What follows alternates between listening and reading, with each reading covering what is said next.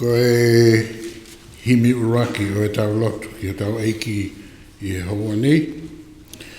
Ko e whāngea o walunga furu mā fitu e himi. Halaevalu fitu.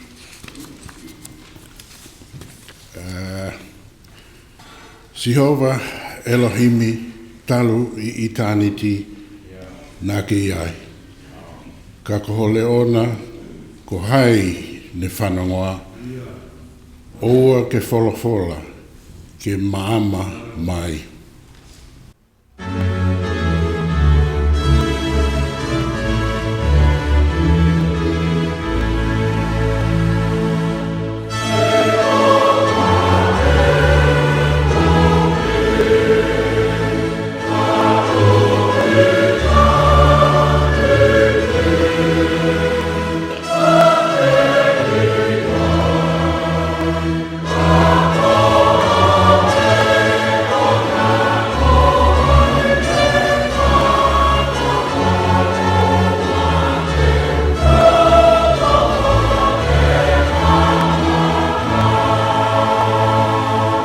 I he kamataanga te kike tuku halaa pe māma mai po uri pe kotoa. Nge esi mo anga noa oua ke wholofola ke māma mai.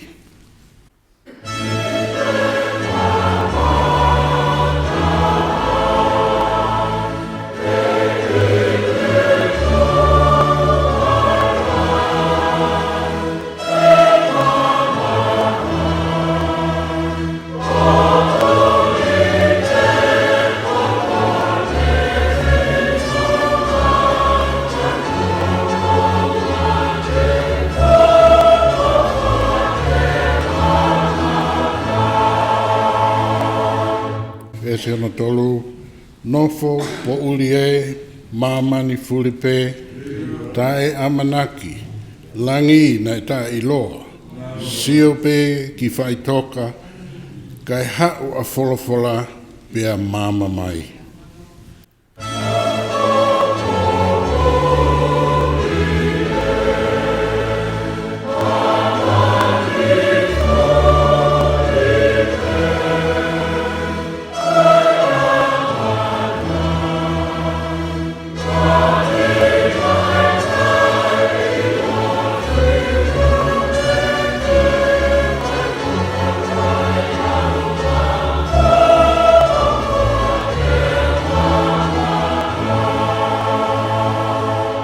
Whaosi, mau whawha tupe, he tohi tapu e, tokoni mai, a whei tau la loa, ai ata mai munoa, pea ke wholofola, ke māma mai.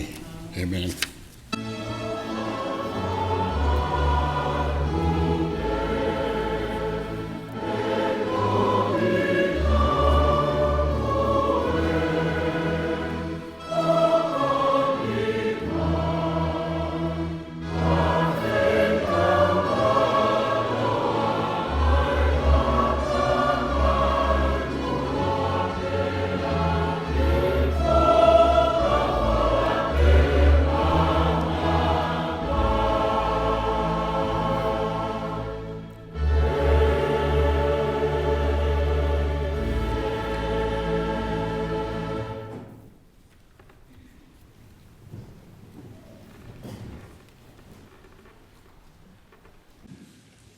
Kore atu ki tau lotu. E o tua Mafi. Ai a whiona koe tupuanga mea kotoa pe. Ai a whiona koe nofoanga o i kakai kotoa pe. Ai a whiona koe moui anga o i kakai kotoa pe. Mau te fua i ho pangai i he aho tapu koe ni me loto whakawhitai. Ke whakatoko mai ana tula. Tuku mai hana la a. Pea mau mamata ki he mea whakatupua e a whiona. Pea mau ilo i guai ho mau utua. O mo ui. Pea kune a whio i ho mau loto lotonga. Aho whakakoloa koe ni. O mea hene, tahine princesi ka koe whakawhi whakalangi. Ai Kristuku ako maulunga tonga.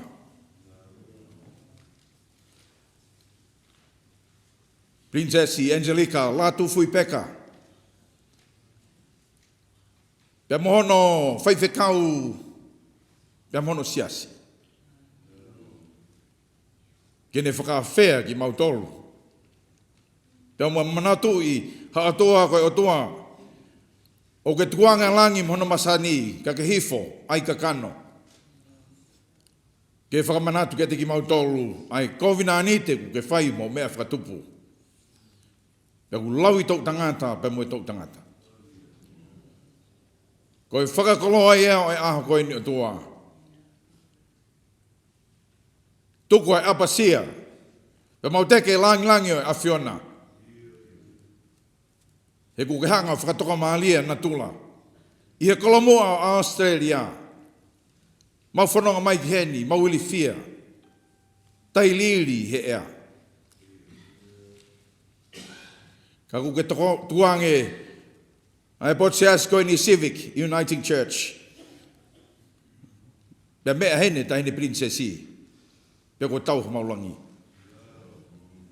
Kune whakamanatu ke tiki mautolu. Ai ka kato hao o wha. Kai ke ngata hao ngau hea mea whakatupu. Tai mau hea ai mea awhiona. Mau taktaha whai ko mau ngahi loto. Pea mau mao. Whakatupu hau ke awhiona. Pea ke tuangi ho alo pele. Aho matai koloa mei langi kena hifo ai ka kano. Pea hoho iai ai whahinga tangata. Ke toi whakafoki ki mautolu. Ke mau nofo vale rei mo awhiona. Whakawhitai. Whakawhitai mau koloa. Koe whakakoloa e aha koe ni atua. Ko ho lau maare maoni o ni. Kuni hanga tataki mai ki mautolu ai Kristu tuku. Maua usia e fia ane po. Mau teke ai langi, kau mai, langi mamao, ai ulaki wha. Au mai ki he tupou wha. Pe au mai ki e ngahi honi ki he tupou ono. Ai whare o hap moe o fo. O kei puke puke, ai matai koloa. Ai ako mao lunga tonga. Ka mau whainga ki he lele taha. O mau kore whamone more o tua ki a Fiona. Toi whakafo ope ai mau kovina te pe moe a Fiona. Umea hene ta hene princesi. Pe whai tāpu kina pe moe tala whekau lahi leo leo o e pureanga tonga ki Australiani, Curtis tui halangi nge. Ka maa whoki mau kau whakataha heni. Pe moe ulaki hifo fua o hawea lahi mo katoa ki Canberra. A Latu kefu, pia mo kau tahu whanua. Pia kua ka kato e mau whiawhia. Wene whaivekau e wāhingani, Paul Charlson. Wene ai kau whaivekau, ke mau tuu whakataha o whakamanatu ke tiki mau tolu. Ai lava mai a Perestenia, kōsirio a tonga. A whaivekau Feke Mafi, ke tuku hakoloa, o e kolisi tuku e akamaulunga i he ahkoini. O mau koleo tua. Tuku peo lau mare maoni o ni kine tāke kina ki mau tolu. Ke mau ilo i whakapapau o tua. Koe mea ko toka pēku ke hanga tuange ke mau inasi ai. Koe hau tā whataha mea Fiona.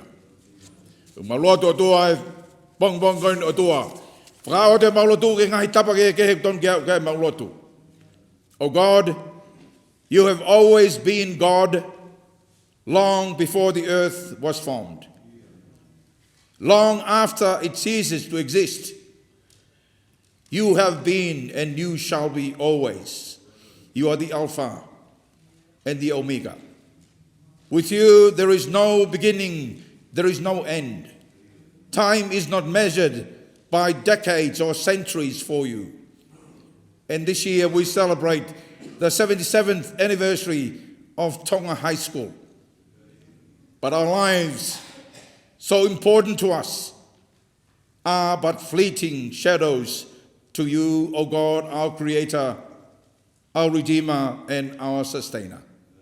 And they are so full of trouble and conflict, so marked by sin and failure. Oh God, we pray that you break into our short span of existence, especially as you celebrate with the ex-students of Tonga High School, with your eternal love and with your eternal grace.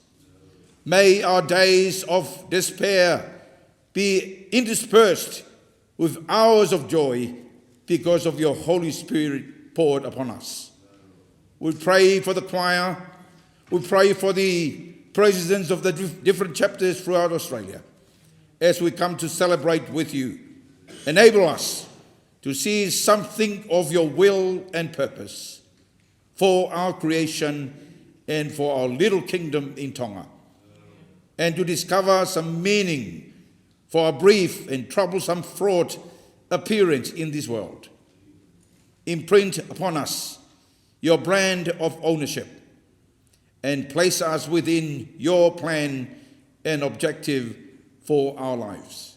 For this is the motto of Tonga High School. Tō maulotu ki a Fiona. O lau maari maari o ni. Whai tāpukina ho tātai ki whaiwhakau pa moe whola ko teu teu. Mā ho iki, ina se ai hama tā pūre, pe mau lawe e kau korisi tuko e ak maulunga tonga. Ke whakafo au ai mau tuku pā, ke ngahi whakaamu, moe langi mamao, mei whale lahi, o mau ina se ai hono ngahi koloa he ngahi aho koeni. A whia mai ko mau toa, ka mau nofo ato whaiwhatongia, ka kai ki mau tolu mau lava mai mi tonga, ka koe whanua ko tuku ki langi. Pea neonga ko wheha whitu i mamani o toa, te mau tauhi a Fiona ko mau toa, pea ke mau nofo ato ko ka kai. Mau kore te ngai meani, i e huafo alo ko sisu kraisi, ka ko mau whakamo ui. Amen. Oh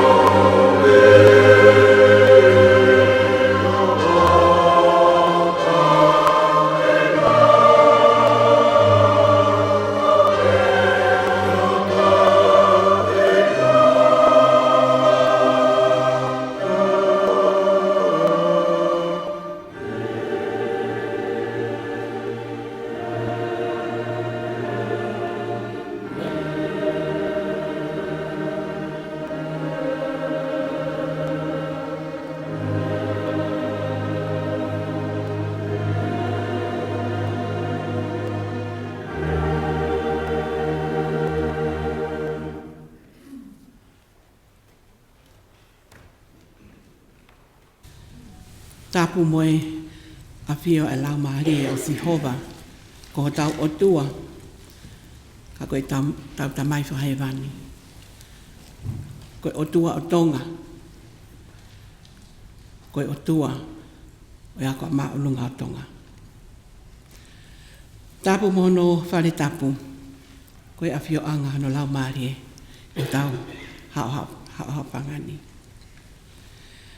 O atu e whakatapu ke tahine princesi, Angelika Lātūfuipeka, Halaevalu Tuku'aho, Napua Okalani Tuku'aho. Tapu moe kau Palestini, o ngahi wahenga koristu tuku, o ako anga maalunga Tonga i Australia ni. Kau maa kotoa ai kau ngā koristu tuku, o ako anga me feitu keke. Tapu foki moha ataula eiki. Ka moe kau moiaki o wholofola. Kau taki lotu. Mo ki mautol kotoa pe tau whakataha i he malanga. Moe lotu whakapeta i o hausia i hako anga maalunga Tonga. Ono tau fitu ngofulu maa fitu malo. Ko fie whakatapu makehe ki he tangata malanga o aho. Reverend toke tā te vita Feke Mafi. Ka koe Palestine lahi o e kosolio o e kau koristu tuku o e ako anga maalunga Tonga. Whakou nau ki e whatongia koe ni. Pea kou fia. He whafofonga i atu ai tari maa whana mo fia. Ai komiti whafonua ai koristu tuku o e kontineniti. I he lava lere e whiohi anga fia o ane awhi. Pea ko tau toi whakataha mai e ho atani ki he konga whakaosi o e whakamanatu ai aho o e apiako. Akia e tau lotu whawhetai ki he tōta o kune whakahoko ai mea ko toa pēna tau lotua pea tau korea. Ka koe ne whina ngalo ki ai koe uhinga ia na e hoko ai, pia Tonga hoko ai. Tala mai he sāme te au mātolu ve sāwha, ke a whio e Sihova, ko ki mātolu ko e fupe. Ka koe hae mea ai e fu e lava. Ka koe ne whina ngalo ki ai, ko uhinga ia o hoko ai. Pia koe taurea ia me whawhetai, ki a Sihova, i he mea ko toa pē. Ka ia haki i lelei, pe ko haki i tāu, ha whatongia pe ko hanga aue, ko tau lava. Tau whakafoki pe a langi, mo i whakangengei ke a ana toko taha pe. I e tau rea whakataha mo i tohi, whakahawa he whawe stataha. O tau mo koe e Sihova ko mau otua, ke mau ai ngei a mo i langi, pe a mo i mālohi, he koho whina ngalo, na e hoko ai mea kotoa. Whatawange ke whai tāpue kina, ai tahine princesi. Angelika Lātūfuipeka, Tuku'aho, kai umaha no kakai, tau lo nuku, i hono whare tapu. Tau mau anga keres whakataha moia i he ahoni, ke toi whakaivia e tau tui, o whakamama ki tau tolu, e he koloa wholofola e ahoni. Malo toa whātu.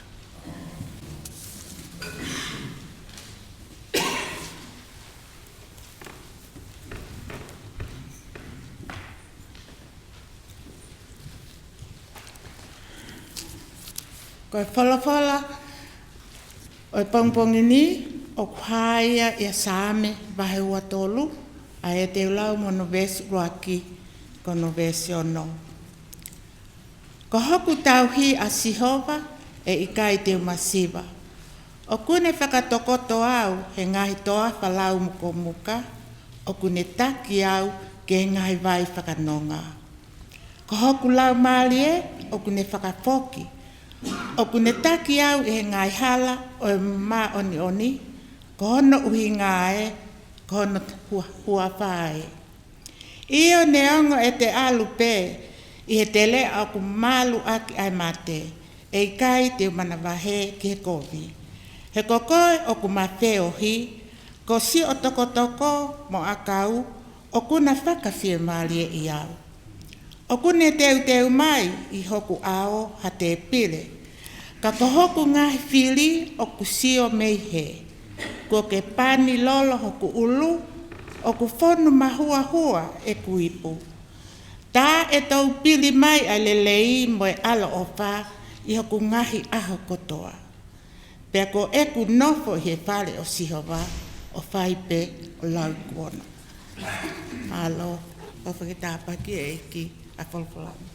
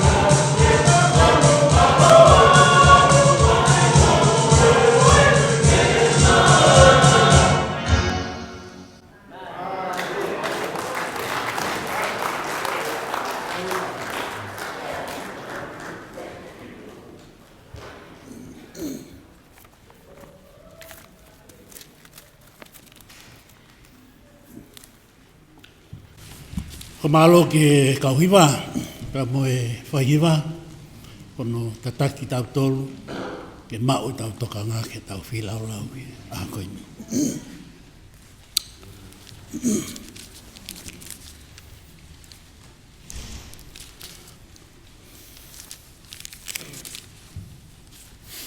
Ko e potwholofola, kono ua, o to'o ke whamaunga miai e tau whawheta ki tau otua e ho ata koe ni.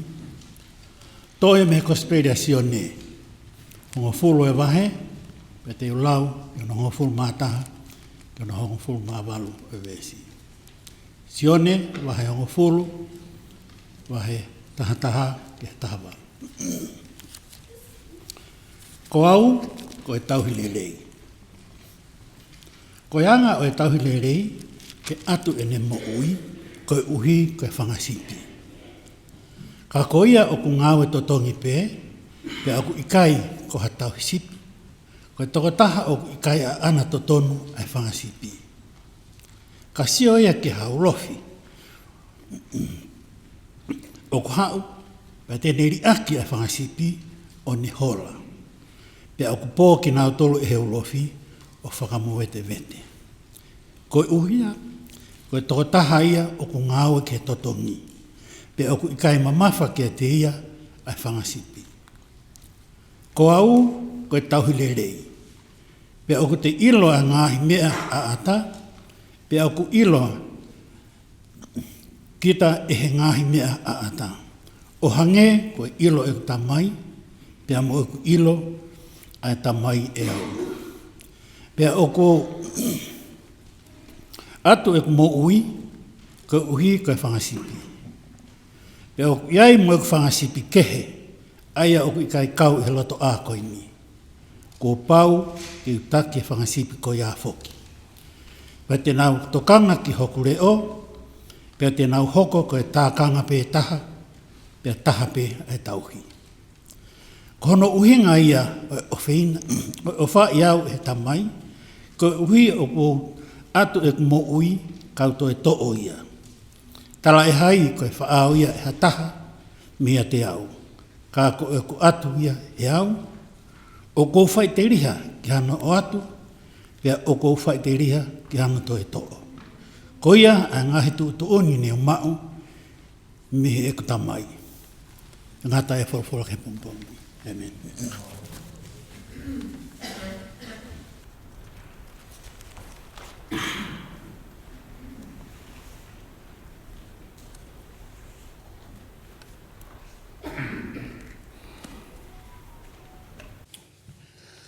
Ko e tau bebe o se hiwa, ai ki kau hiwa ko na ai ko ke whare nai, o si au tau fia ko lawa tau hiwa, he ngai wa he ngā koe nai ho mai. Pa tau hoko atu rewa ke tau pōkalama ko koe tau mara,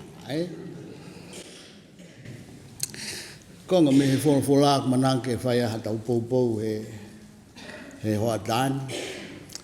Ko e tohina e lau e vise. Ngonga le reo si sukalais na e whai e sione kua hono hongo fulu e wahe bagua e taha o e vesi. Sione wahe hongo fulu vesi taha pe hono whakarea. Ko au ko e tauhi lerei. Ko e anga o e tauhi lerei. Ko e atu ene mo ui. Ko e uhi ko e whangasipi. Ko e pak for all. Taini mo ke mea be voko sa stong hau.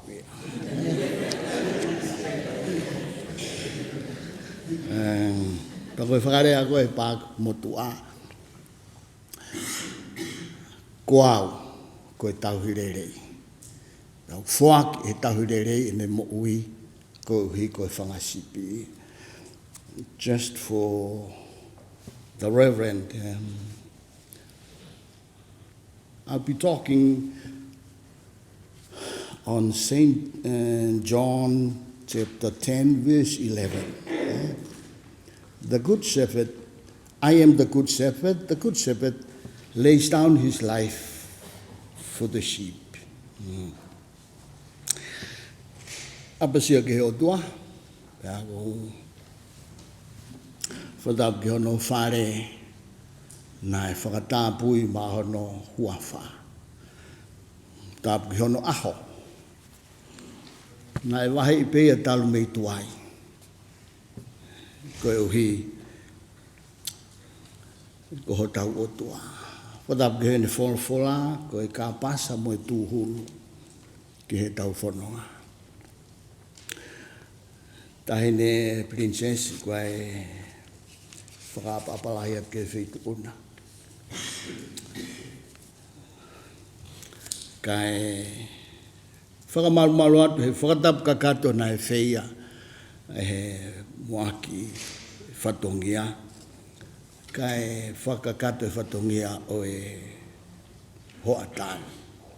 Uke mea i be whoki ki e api ako maalunga tonga. Koe whai me alo loa atu. Kai ke whainga peke here rei taha.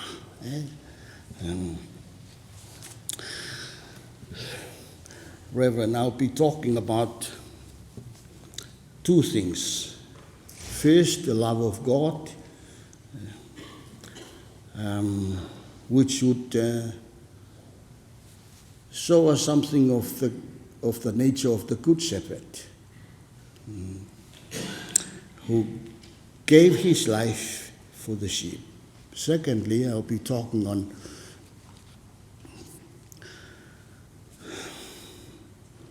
on God's plan for us. The Good Shepherd always has a plan for his sheep. Every day he wakes up, there is a plan for his sheep. So if you cannot follow us, just remember those two things. God loves us, and he has a plan for us. Kau ki whoki mai he kulahi tae mai no he kau piako koe ni. Mou mari.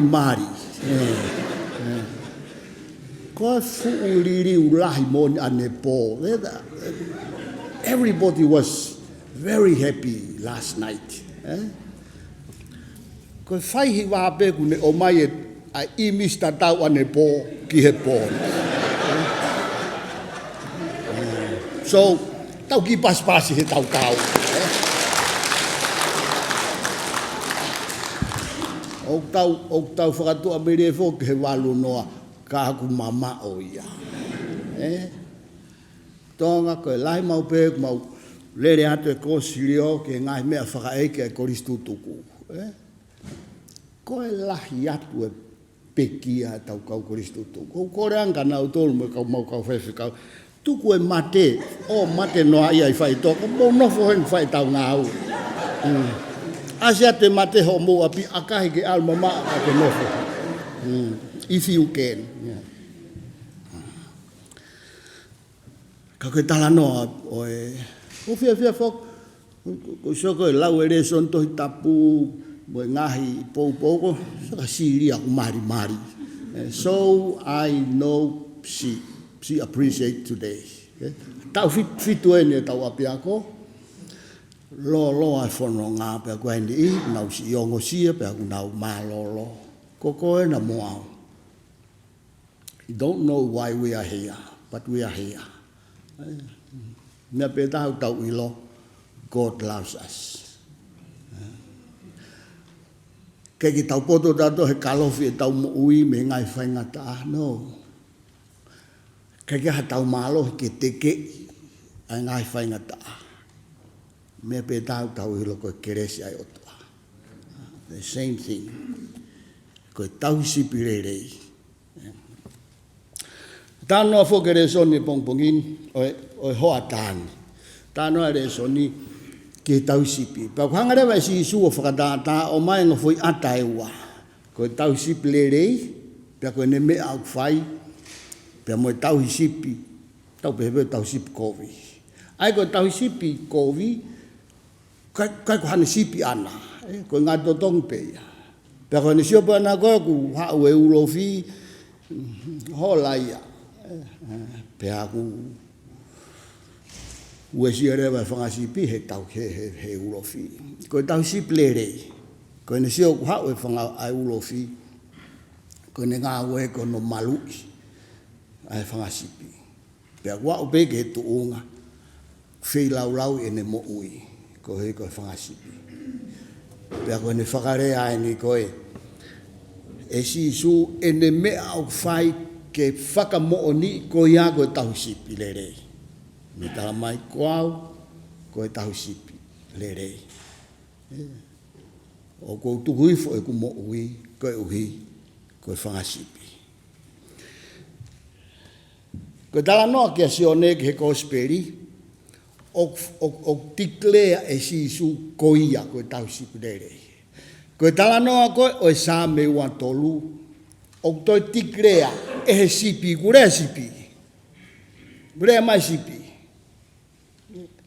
O whakamatalai, ai tauhi sipi le rei, pia mo e ne ngāwe o whai, pia koe uhi ngai e hao, ai sipi, sā me ua tolu.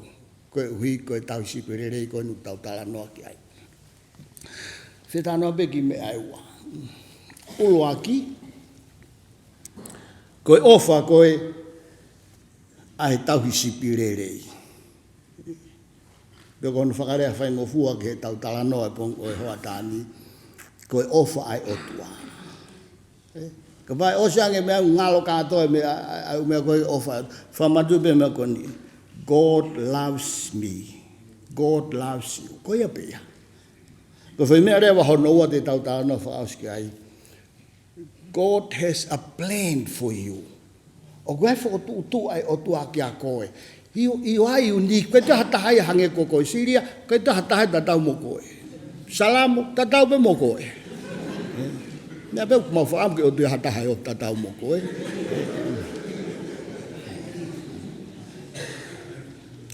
O si whakamoni i ai mamani, o kui kai hao tatau. Every which way. Ha whainga mea pe, o kai peke hao tatau o. Pe au kai pe mo specific, unique plan ai o tua ki a koe tō tāpoi. Ka waka ke whai a miss out. Ai ngai le rei teu pia tokonak e o tua ki he kakai koe ku mou wheohi. Koea, ilo e mea koea. Ka waka ke whai ki whatongia koe ku ke atka koe, including to the best. Ka waka ke whai ki whai ngāwe koea. Even a nepo, ka waka ke whai ki whai taalunga a nepo, Kei te maa tahai a whainga maare ke mamata ke whui. So, tu oua siri ai ane po. But that, it was meant to be. So, kone ospe koe ni, tau whataha tau kahau, tau pe, si ko whē mau ki ta alunga ku puri ai. Not you, Syria. You will always be there. Ka koe otua o ofa mai kia koe moa. Koe paiki. Lere mai paiki e ua. Hau pe mei uta. Koe ki tangata eiki, moene ki tangai toko naki. Tu e paiki. Heka. Heka ke ki motua moene ki tangai. Lere mai ki kolo. Nā mai poka ki kolo. Tu. Hewa ki tantai ki moene ki tangai. Pehe atuia ke siana paiki. Ka taki, ko hai ko a koe. Toha ke ono tata paiki. Tō tangutu tangata e ki lau. Tupo wono ia.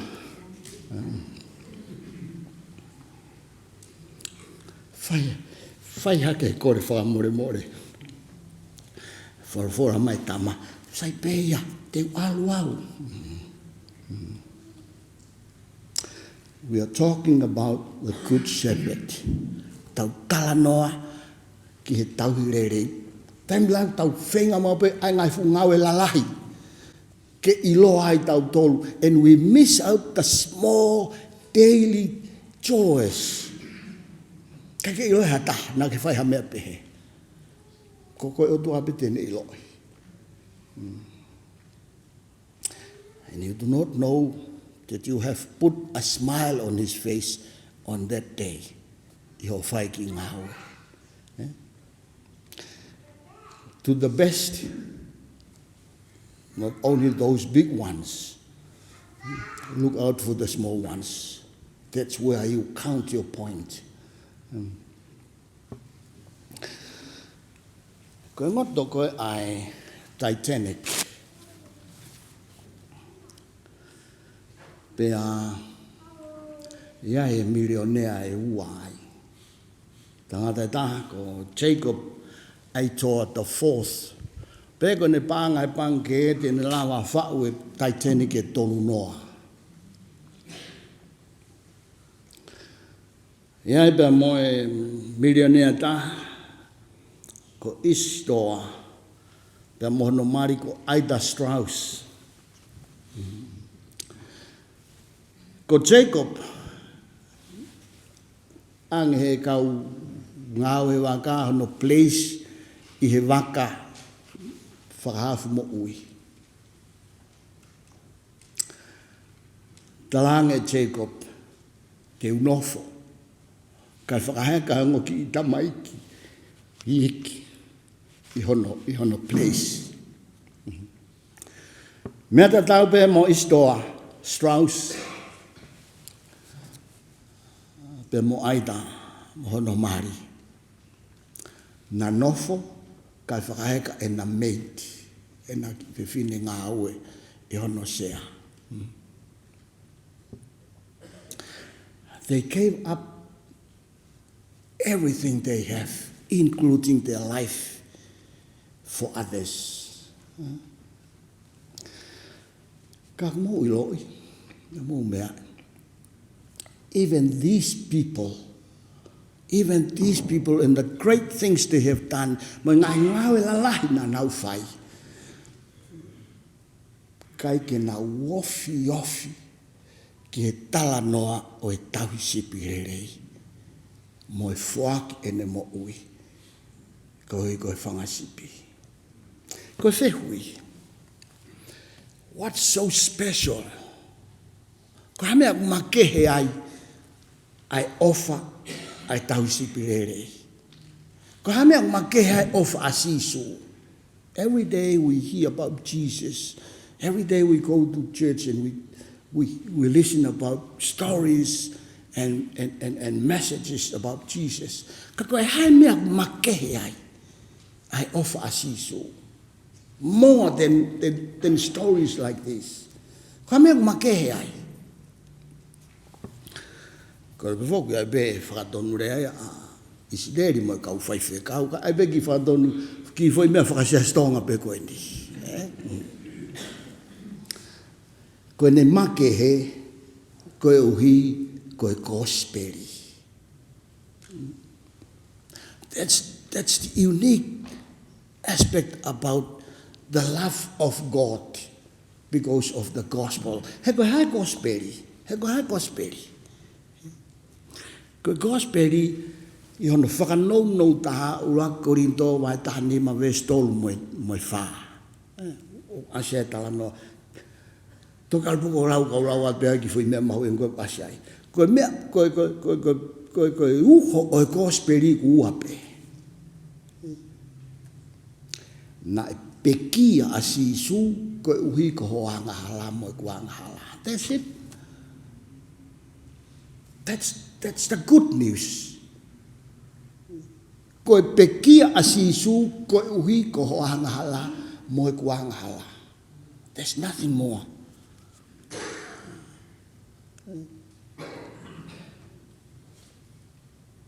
Ko mea honoa na e toi tuu asisu hono aho tolu. Pa e ngalo ko toi tapu.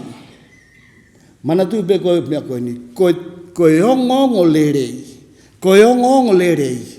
Na e peki asisu 2000, more than 2,000 years ago. He died for your sins and for my sins. Fulahe lotu mo whakamatala fu u mea. Ka kua ngalo mea mahu inga tahaya. But these simple facts that Jesus died for your sins He died for my sins, to forgive my sins. That's the best news. Ko iai tōta ke mate ko ui kau mo ui. Ko e whoki tala noa eke ka pane pasa, kia pala pasa. Sio ke tutuki o si supe eke at Kaisiana. Tānge pala pasa, keke uiloa. Mea petaha ko uilo. Mate kau mo ui. That's all. Ka pau te tau mao ki foi mahino ko ia. Ka pau te tau mao ki foi mahino ko ia. Na e pekia sisu more than 2,000 years ago. Na e pekia koe uhi kai whakamore ko anga hala. At ayanga hala koe o before. Mo anga hala hai ahoni. Mo anga hala te tok whai a bong os. Kawaya. And that's the best news of all time. O te kia o mohe mai hena ke āku mau alma toke kai.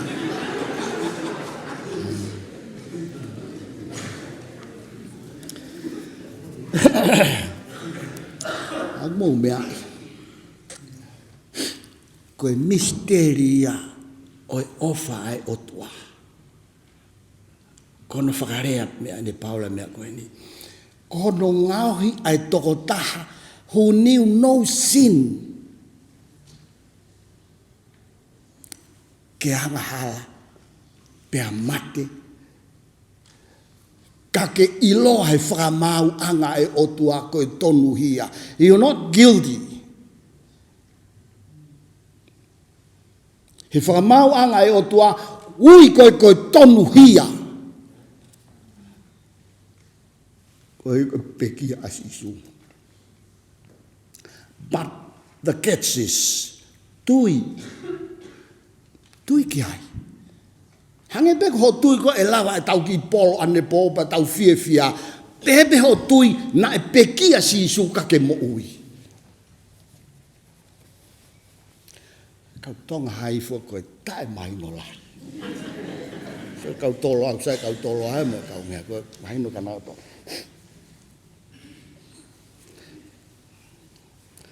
Ka tau aia ke mea hono wa. God loves you. Fuaki hono alo Lātūfuipeka, the only one ke pekia ka ke mo ui peo mo ui. Pakapau ka good news ya pe uia koe ha, hei lo. But that's the best news there is. Kono wa, God has a plan for you. God has a plan for you. Kua be foi mea koe he palani ai otua. Koe ne palani, now. God has a plan for you now. So ne vai hang fulu ve song fulu asia rea koe ne.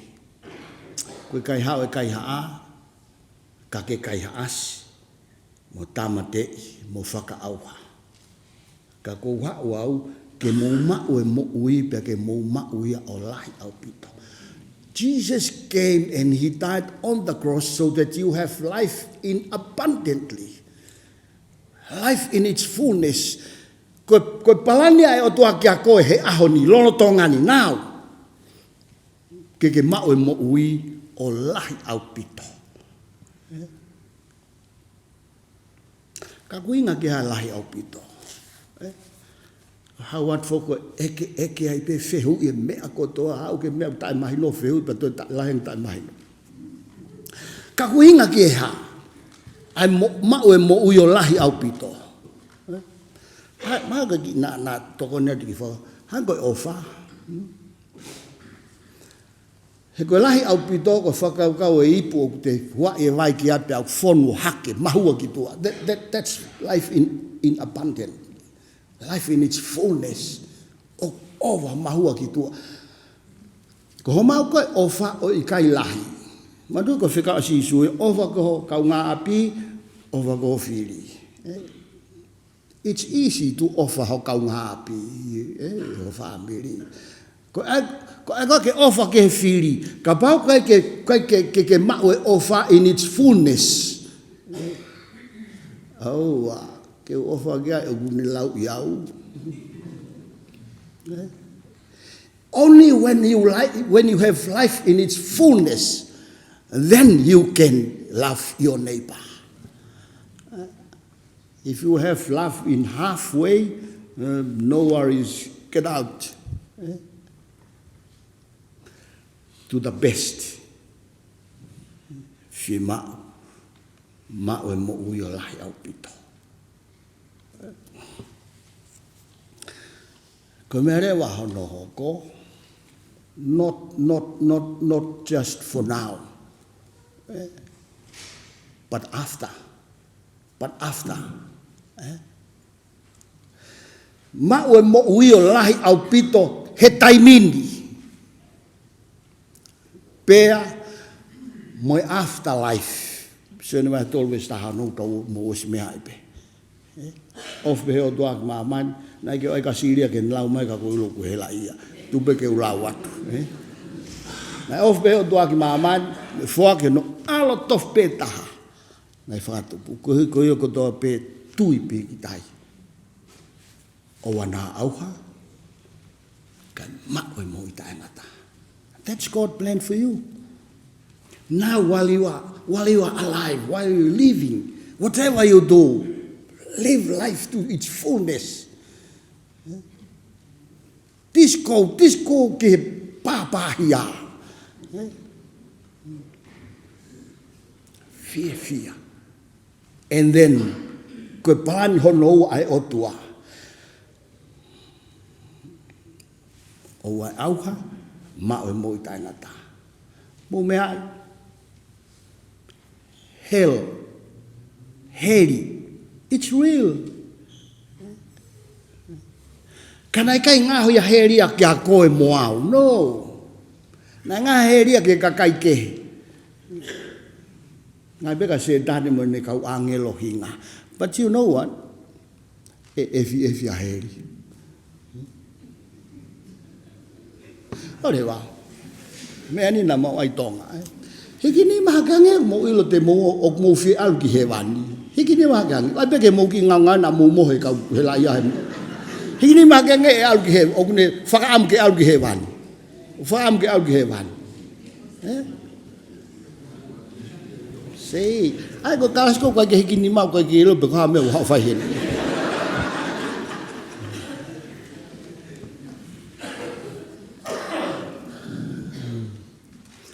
Ngahui a heri kia setane mo ne kau angelo.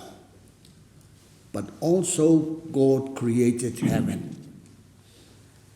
And his plan for you is heaven.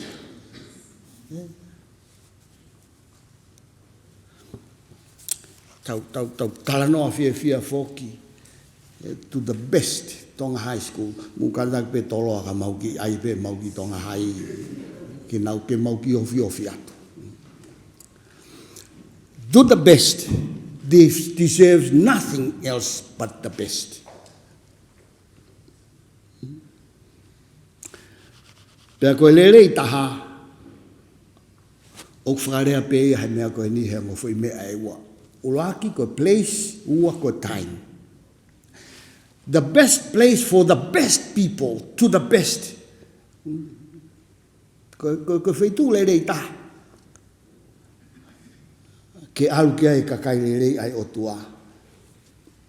Ko he wani. That's it. Pe oku lelei taha he wani, not because it's a good city with gold on the roads, no. The fact that made heaven the best place is because Jesus is there. Without Jesus, it's nothing. Ko uhinga oku lelei taha ya he wani, he kono matai koloa o kuiaia sisu. So koe whetu lerei taha ke iai kakai lerei taha ko he wani. Pea koe taimi lerei taha. Koe taimi lerei taha eternal life. Eternal life. ko taimi le rei tahaya.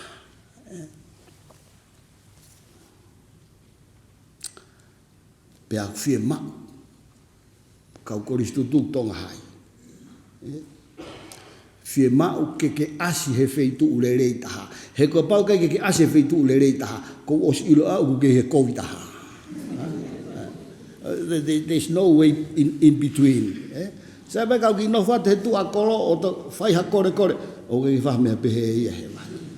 You are either in or out. We make the choice.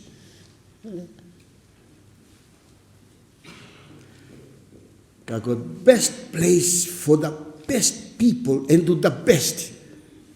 Kia te whiru ta tau mohewan.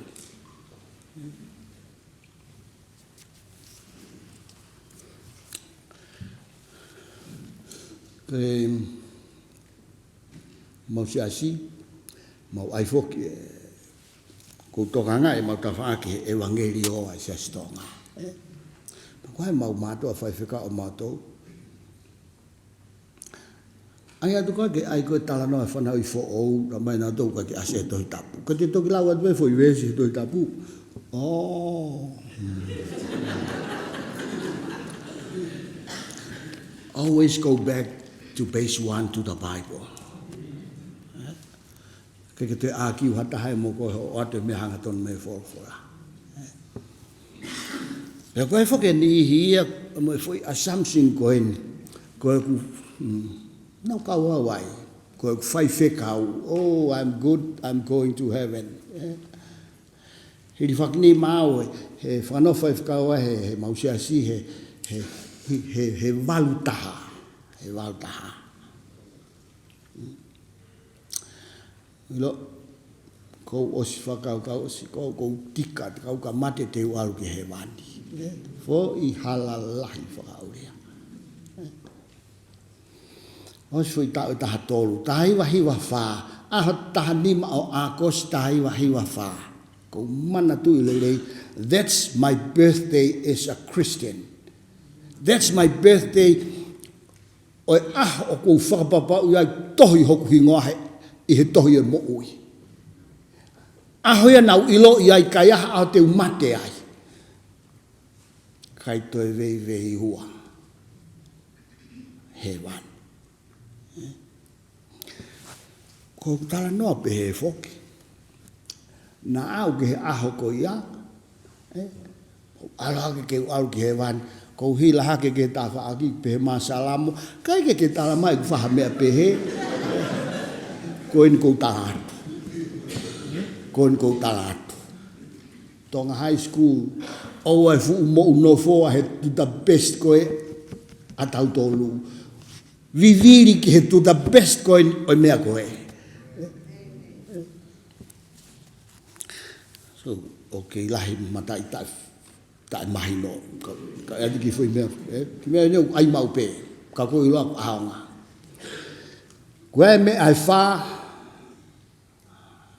we will all go through.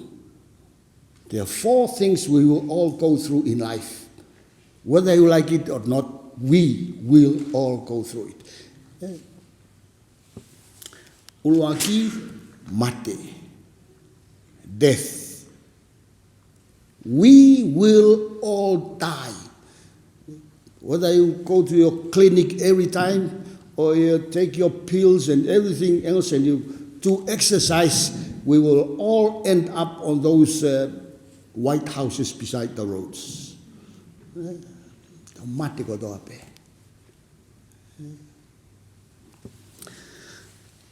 Ko hono wa,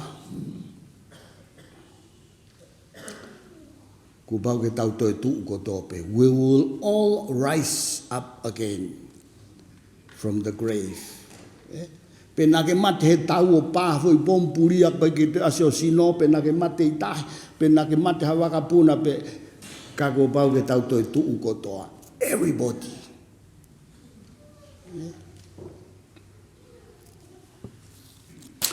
Tolu, whakamau, e iai whakamau anga whakamau ki tau tolu ai.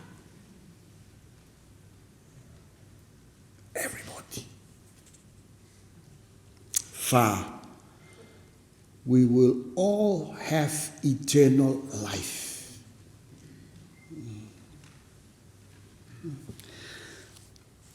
Ka koe kakai koe o kunau tari e ki whanau I whau e nau mo ui. Ka koe malai waka puna koe pe special lane, ke kakai au ki maalunga ange mo hafua e nau. Koe pe special lane e nau. Koe kakai koe kunau tari e ki kakai kunau whanau I whau. All these 4 things they have a special lane. Koe mate koe a kakai koe kunau tari e ki. Wharea e Paula, they sleep, they fall asleep. Koe nonga atu, koe ifo atu. Kakai koe kunau tari e ki, koe ifo atu e nau mohe, e nau mate, just like sleeping. E loa kau tamu koe taha, si hono puke. Ha o e peo pehe mai family, puke ngutu.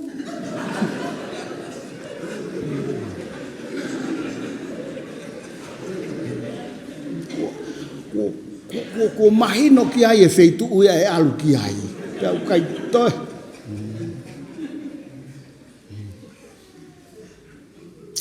Hau ke toi tuu, ko toi tuu ke kepe.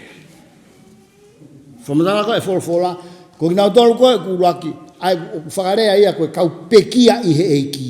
Which one are you? Kakai koe pekia I he eiki, koe tala noa koe tohi tapu, koe ne haere wha eiki, pea ku lea e fu mea whakale o lahi, le lahi ange he tau puhare ane po. Pea ku tala mai rewa, ko ki nau tolu na e pekia I he eiki, te nau tuu hake he taim koea, alu e hake, o whawhetau laki ki a sisu. Ore kau tama ko ai ko kai ke nau tari eiki, ki talamata he toi tapu mo ki no pe fai toka for another 1,000 years. Ko tala no pe he Tonga High whakakau I ko whete ki mea te ke I ai. Tau mate ko toa, tau toi tuu ko toa, whakamau anga, even whakamau anga, o whakamau I kehe pe. Ko kakai ko whanau I whou mo nau tari eiki. Ko nau whakamau anga, ko whakamatawa ki he nau ngahe ngau lele na e whai. Pa kono whakarea anu mahina nge tahaia. O whaki ho nau pare. Pare he pāki motu a. Ko pāki wha oku iai ko kalauni. Imagine that. Hawa salamu mei niua, ka e ahano kalauni. She will be a princess. Not yet.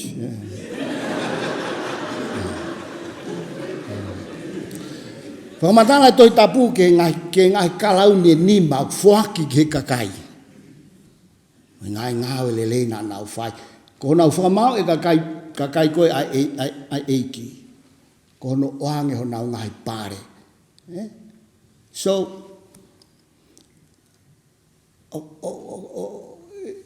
o kai ko whie mau ke tō kehe ke tō peki he wani. Alu ki ai, expect you will be given a crown. That's a good, ki whai whakaukau I whoi te no whakaukau ki ai. Ko whatano beo, ko whakaukau mapeke ki mea kona tutuk whakatamo si su he kolosi. Talu e topu moi ngā pōpula kai haa moi hāfua u mea keheke. Last minute.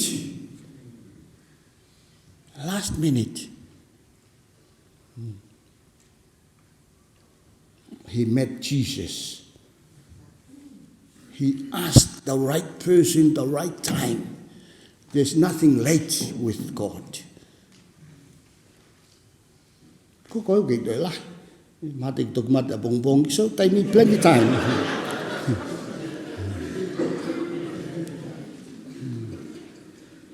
Kak moi lo, ko whakaukau me ke ki kai haa koe ni, I tau I hai. Kalau kai hamo ngapo pula to hau begi foi miniti tahapa aria kas ki hewan nana mo sisu ka tau fiu hello tu no fot mo tai mahino.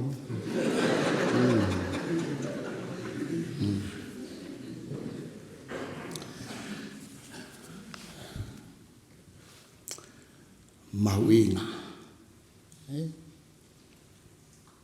Whakapapau i mate anga te ke mate ai. Whakapapau i ai toi tu te ke tu uai. Whakapapau i whakamau anga te ke e whakamau i ai koe. Whaosi. Kua pau ke tau mo ui ta e ngata koto ape. The same thing. Ka kai kok nau tari eiki. Ka kai kok whanau i fōe nau mo ui. Matu ko i gongo whaitu e ua te tau mo ui ta e ngata. Ko he wani mo heri. Mo ui ta e ngata. He wani fia ta e ngata. Heri mamahi ta e ngata. Ko e whoke ni iu nau. Tata tu whito ke kau whai kawa. Mo tō lotu ko mau tōs mai te mau ki heri. They do not know hell. Wives, tell your husband, they do not know hell. Koe mamahi ta e ngata. Ai ko whaibe, koe tauni. Koe ke pehe tauni os. Tau kahau, koe oi au e pe tau kahau. Koe tau hoko. Koe fute pe. Tana pehe ni, to the best, kau Tonga High. Na osiange e tau nofo he, turi e to the best i mama ni, pake aloa koe, kau koe fute. You make the decision. Ko whē, ai mate anga te ke iai.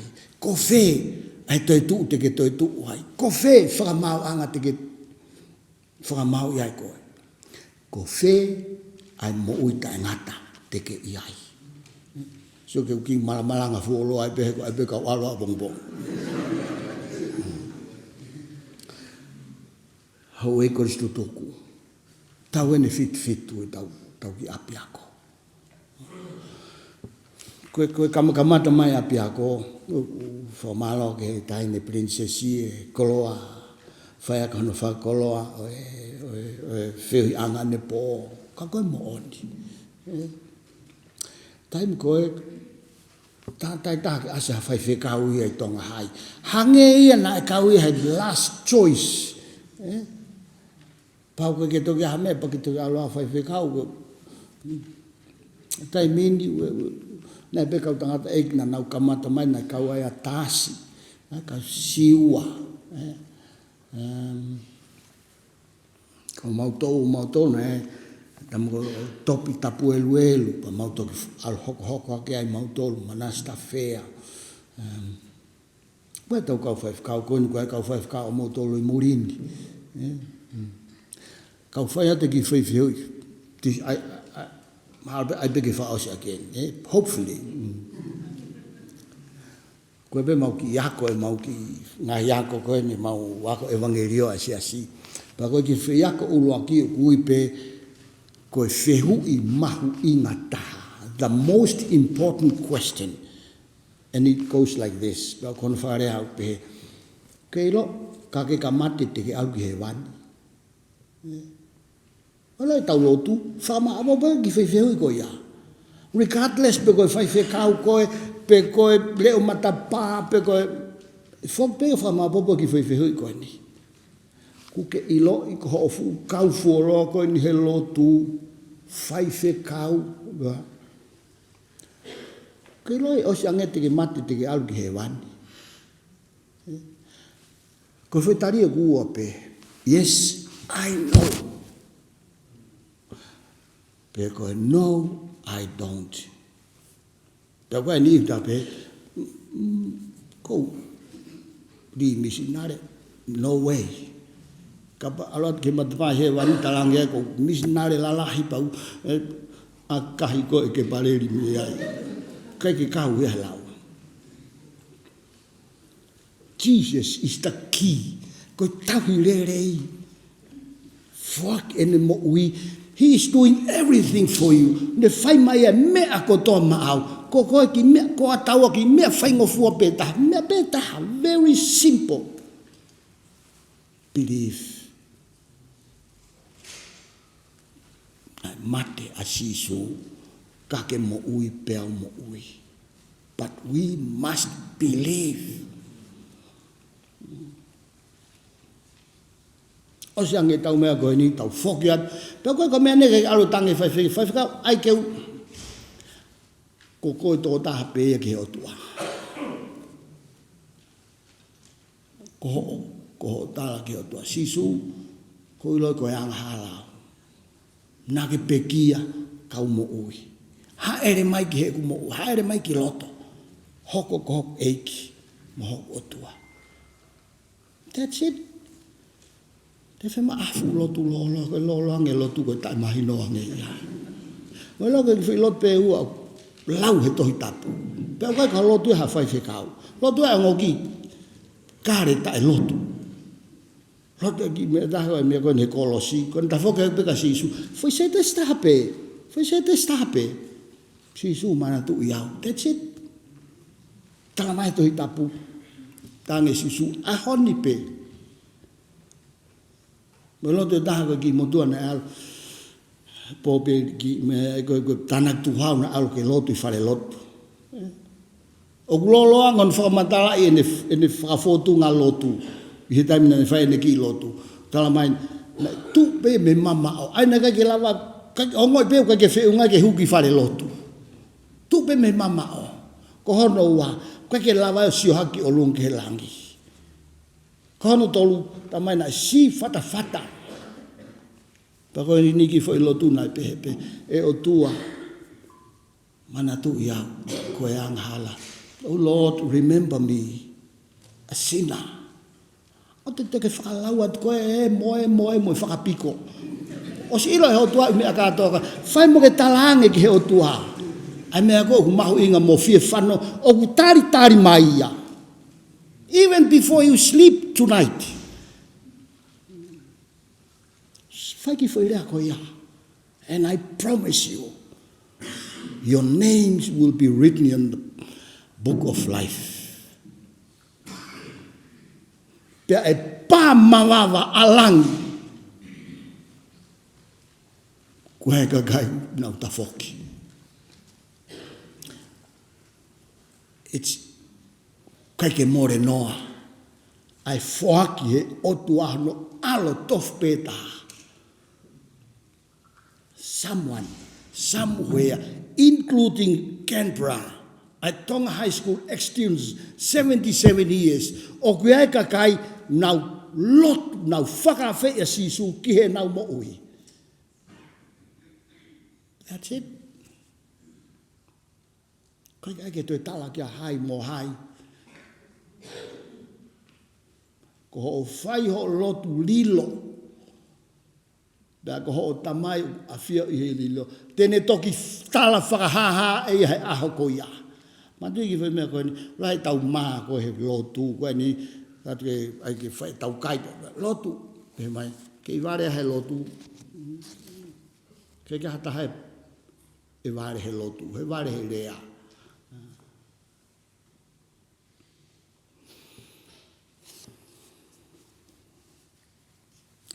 Ai fo ke whai tau kahau tau, o kuo ki Victoria,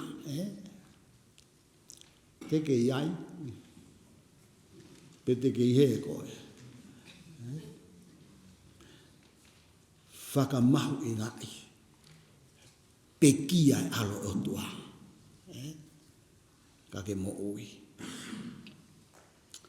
Ko au, koe tauhirere. Ko whaki he tauhirere e ne mo ui. Ko he koe whangasipi. Amen.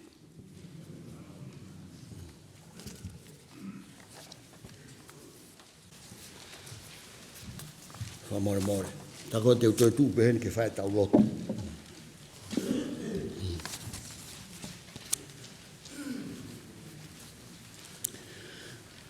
Ko tau lotu ko hono whakamalo ia, tau whawhita ki o tua, I he whanonga mai ho tau apiako, tau wau mai. Ia ngahi mea ko malawa, lelei, kua ngai mea, kua ke tau whia whakau, kia tau whia whanong ki ai. But 77 years of Tonga High School, there is a lot that has been done, and there's a lot more to be done. Kore ke whai tau lotu, pa ko whamore mōre pe, mō mea pe ilaro, tau ki whakalongalonga pe. Whakaukau ki hika kai nā tau whanonga mai. Whakaukau ki hoka tō wako. Koe tau tō wako ko nā mu atu. Whakaukau ki ngahi ngāu e kua whai. Mo ngahi tare niti na e wheia e ki nau tolu ko ia. Pea sia, tok whai ai peha tau lotu. E tau whalongalonga.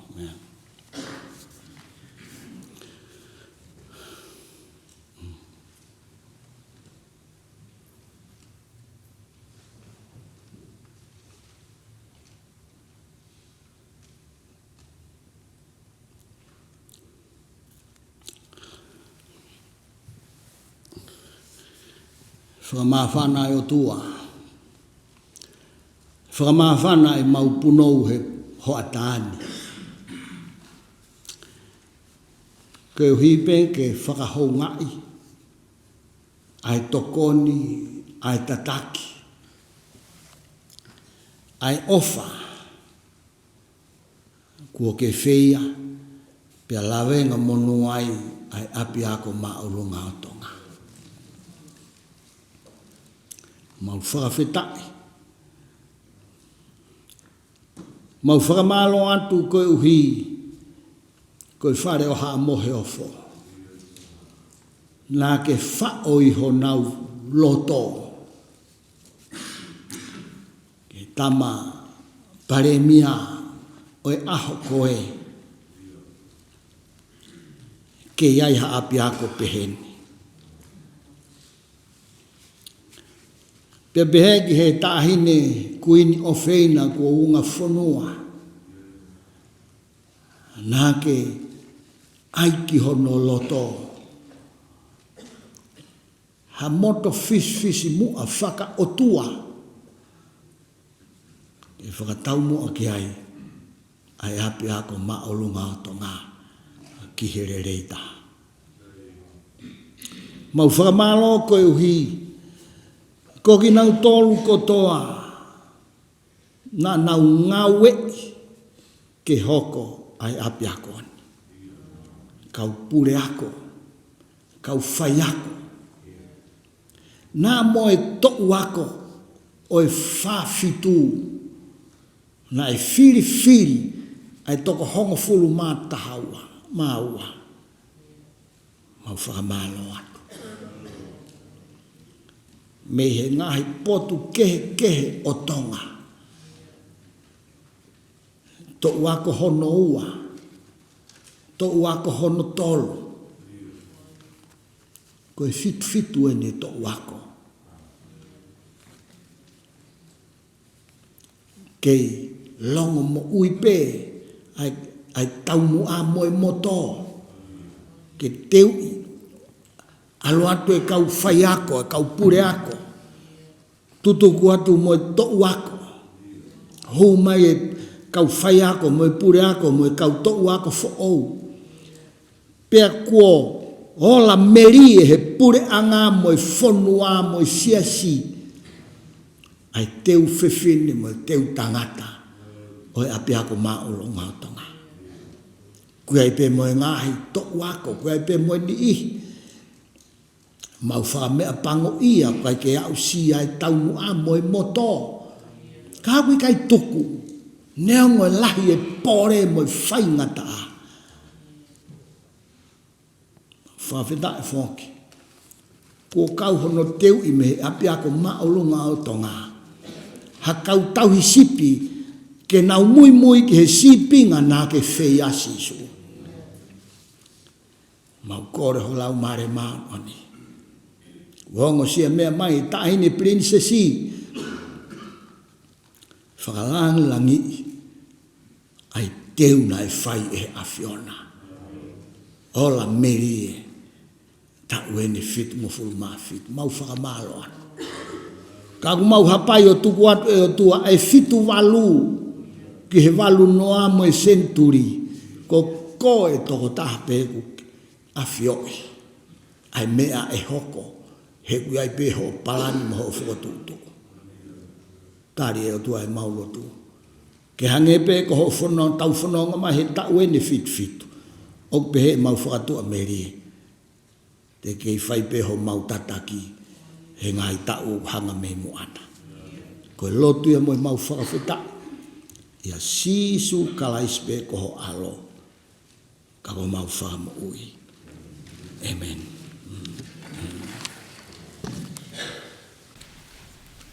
Whawalahim, tau himtuko e tau lotu. Ko ni mga umano. Ni manaono mo katako mea ke ungi tau.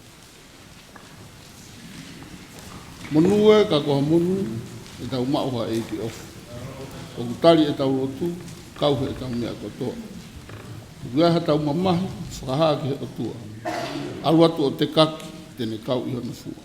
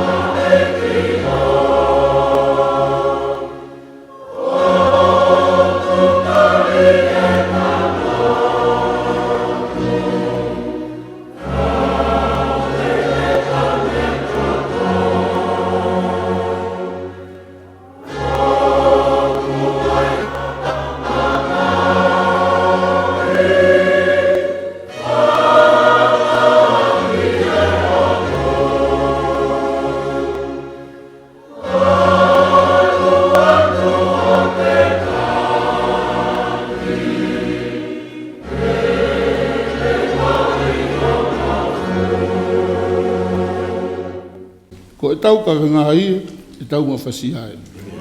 Ngāhi ahe ahe. Whafu, e tau mea kotoa pē. Ko e toe ni mo ngala, o tau tolu pe fo ui. Ko e whiha a mataha, a mawha e mo ui.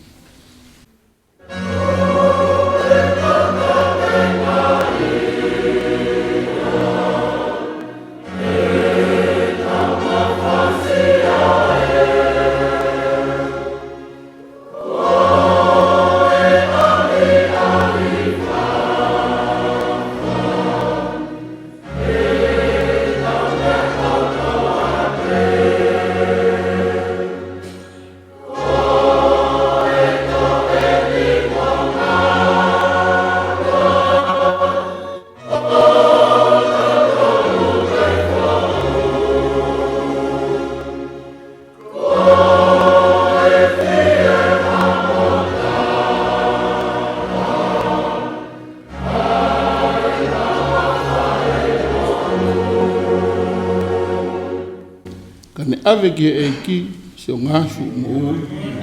Te neala pe o hiki i li whaki hana umu. Tene tuku pe ke ofi au pe hono maama. Tuto tonu o maalo whai mo fua e whai ngata.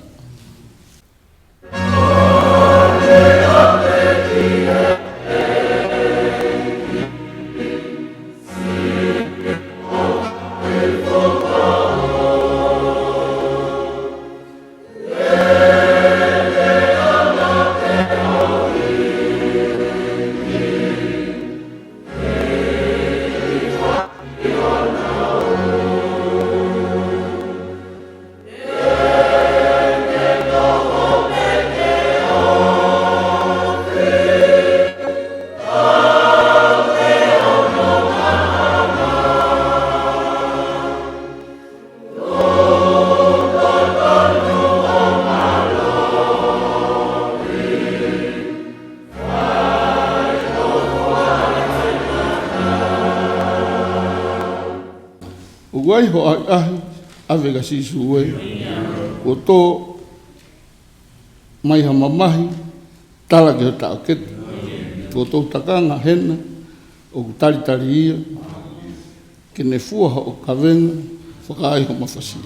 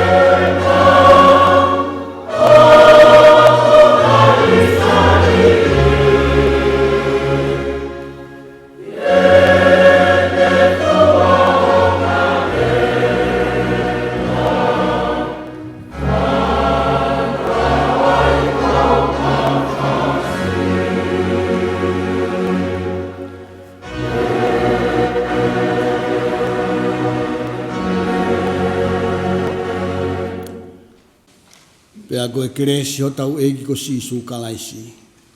O whalahi ai o tua koe tau tamai. Pea moe whiohi o lau mare maa on oni. Nofo mua mo ki mau tolu ko toa pe. Ahoni pe o nahiri. Kai whai pe o tae ngata. Amen.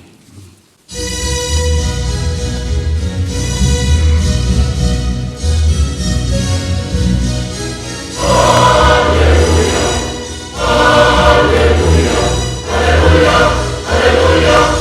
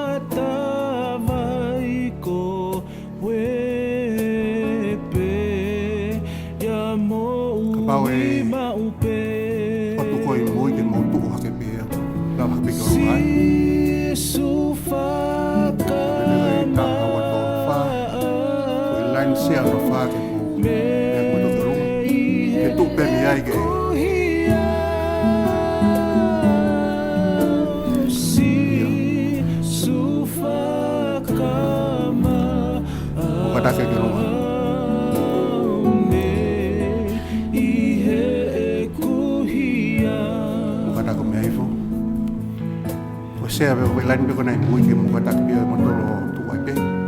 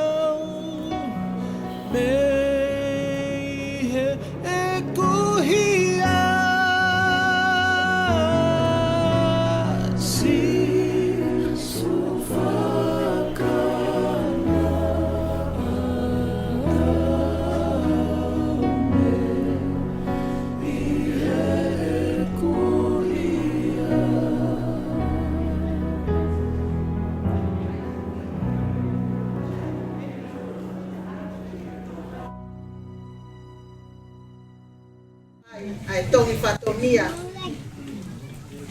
o tāpaki ai hoa I loa. Me ka mata ia he tau hima, ke himi ni mangea wana ngofulu, hak mes uraki moi mes whaka osi. Hawa Kalistiane tau whakamitia, tāla kilangi mo mamani a tau mono ia. Hawa Kalistiane tau tau kamatani, ai mea kai o itani ti, ai fia Okalani. Kainanga oe eiki o puta o kamata, ani ai me akai o itani ti, ai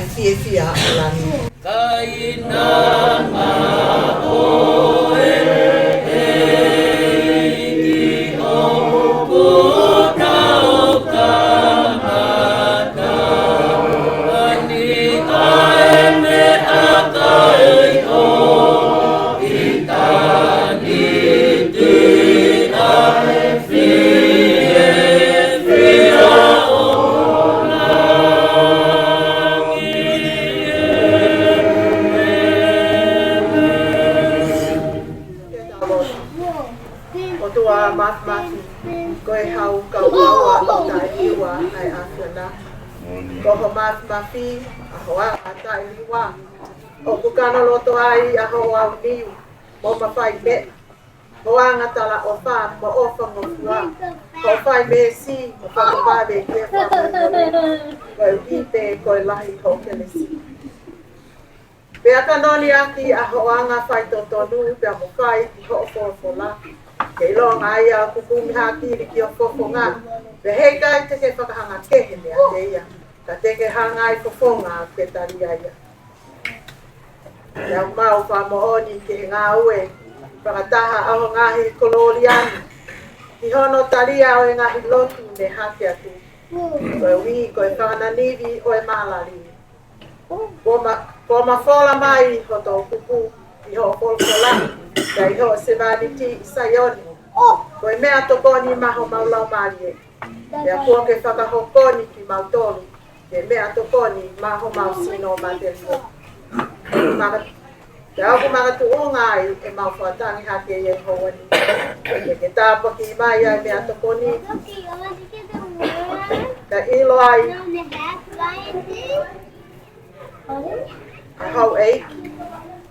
Pea pehe. Ke kōsperi, oi aho, whai whikau tau tā Feke Mafi, mo hā whai whikau. Ke mau mamai ki mau tōlu koe kainanga o whanua. Tūko e tamai ke mau mauriwi, mo mālohi me iai. Ke hoko atu e mau fua whatongia he ilo, nā hoko koe whakahoi fua ki he awhiona. E kai ki ngalo e mau hū, e me whai tau pekina ngahi nima. Me whai ai fuaki, mo te oi a, mo ofa, oi ahoni. Whafo'o kona wiwi, whafon koloa e nau ngahi ai ahane a. He ua nā ilo ai ha masiva, kai whakafonu whatatau ki ho o mohi mea. Whakakato eiki, ai mau lotu o hakeni. Waka tūna kalaisi, ko mau whamoi anga, kai ngata e leni.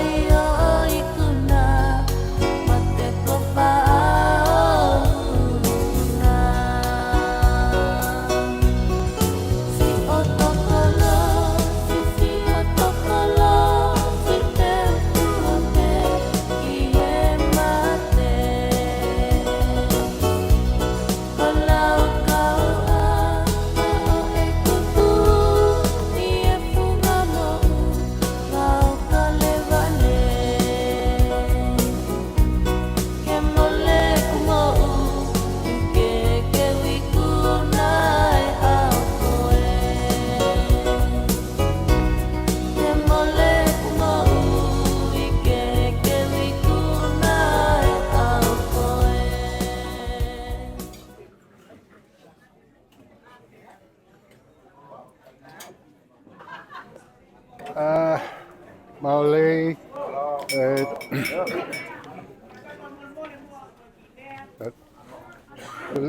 lea no be ku mo ospo he lo lea ke ta tuku e klolia ma oi pe ki he mo langi ki he o tua mafi ai ko ne mesi mo ne keresi mo ne ofa tau lava mai ai he fiafin pa ko whakatapu atu ki e hou eiki kai mo matapure whatapu ki whaiwhikau a tau eiki mo e kau whaiwhikau na o mea mai kai ata ke mo e kau mau mawhai maolunga he whonuan am pastoa ki a tonga ki a seriani kai ata mo ko e whatongia ke whawhawhonga e ai Palestini mo e komiti e wahenga Canberra e Kristo tuku Tonga High ke tari lelei ak motoro kotoa pe ko mo mea mai me he ngahi tapa keke he o whonuan e moa Tonga pe ki Nusila nai mo hatoi tapa pe whonuan mau o atu mau tari ma whana ki motoro kotoa pe ke o maulama mai ki he tau whakataha aho mahu inga koen. Kai kia ha mea e tēne hanga o whakatahataha i ki tau tolu ma whana ka koe moto koia o tau korisi koe kihe lelei taha a e kua mo wau ki he fo'i he whanangoa me he tau ki he tau hono whakamamawhai a kihe lelei taha. Kai hange koe lau o ku aonga apito ke tau whakamamawhai pe uhi koe lelei tahaina tau whanongoa ne uho he malanga tāpua ke a toke tā Feke i hene whamamawhai ta koe mahu inga taha ia, ta koe lelei taha ia. Lelei ai otua ke tau tare sisu ke tau moui, pe tau mau lewa ai lelei taha. Ko whawheta ki malanga koe ehu ne tāpoki ki moui, ka ko tui ne tāpoki ki tau tolu kotoa pe ai Kristo tuku. Koe whotu he tau whaahautu pou wha ai koloa koe ni o tau e tahu whawhitu nai. Ka koe e tau manat meria ki he urak wha he ne hanga o whotu e moto e Tonga. Ko o tua mo Tonga ko hok tofia. Ta koe lelei taha ia na e whotu he urak wha. Ke tau mau he Tonga ai o tua. Pau tau ilo hange koe malanga maaria ane nai. Ta koe whongai ke tau maua e o tua ke tau tari sisu kalais whakafoi tui. Ke tau mau ia pe tau hoko koe whanau i whaou. E koe tau manatu meria ki he tamatu i ulaki. Koe ne hanga tari sisu ke ne moui o whanau i whaou he ta tahawalu tolu tahanai. O baptaiso koe Karistiane. Pe hoko lewa ene moui koe taipea ka ki tau tolu ni mea ware ko ki tau tolu tau Moimoi ki ai. O tulipau ki he lelei taha ai otua. Ai ko sisu kalais ki tau mau whakafoi tui. O koe ke tui ahmea toi mahu inga koe tau whanongo ai malanga ne hu. Koe lelei taha ai otua ku mai ma koe moau. Pea kata mau ia e sai foundation e family. E koe malohinga ia e whanua kotoa pe. Koe family ke sai. Ka tonu e family, e tonu e koloko ia. Pea ka tonu e ukoloko toa. Koe whanua ko ia tēnau manawahe ki hotua. Pea whai e mea lelei mo i mea tonu. Ko ia ko kātak piha no tautou whamanatu atu mō fōi he whanongoa ki he lelei taha. Ka koe hei kai ke tau laba ki tau toro graduate me ai. Ka ia hataha ia e whaiwhai ange ku ne tala mai. Ko mau e au lelei taha pa hei kai ke tue laba o toe laka ke ko loi ko KCC ha ke pepe mo ki motor high school ko tau ma ta toro e ke lele ta hana hui ngai ko fe au hi ko he ngai fare pe ko nua sangon ne tere a kava pe ko fe au hi he sporty ko pe ta to ko lele ta hai a fe au hi ko he a ko pe ko hai te ne ma o e fika hai te ne ma o e ingirisi pe ko ta ko to lo to ange ai moto ia o kui kai ke ngata ia i he kita pe ko hikisia hange ko malanga ne nai ta ko e te toki ma o lele ta ha ka pati ke ma o lele ta ha ko ia nai finanga ke ulu aki ko o tua motonga ko ta trofi ai pe ko lele ta ha ko fra more ate tau whakano e moto ko ia, ka koe mea peete ne puke ki taua mo whakamawhana e ta whakataha peheni i he tau kotoa pe. Koe mau e lelei taha ki ho mo ui, whawho i tui pe aroha ke e ta whanau na mau mo ia, pe hoko ho ta kāinga pe koe whamiri, koe koloa ia o e whonua ko ia, o Tonga. Wa ko whakawhetai apito ki he le sona ko wako e ahon me toke tā Feke Mafi mo e kaukarisiane. E tangata aiki koe ni ko Dr. Paul, ko ne wahe mo ia, mea ko ia. Pa ko whiwhia apito ke whakaloto lahi koe. Pea whamalo ke mea toko ni ku o tau mau, ka koe mea lahi ki tau whamalo ki he tau mau le le taha e o tua. Tua whatu.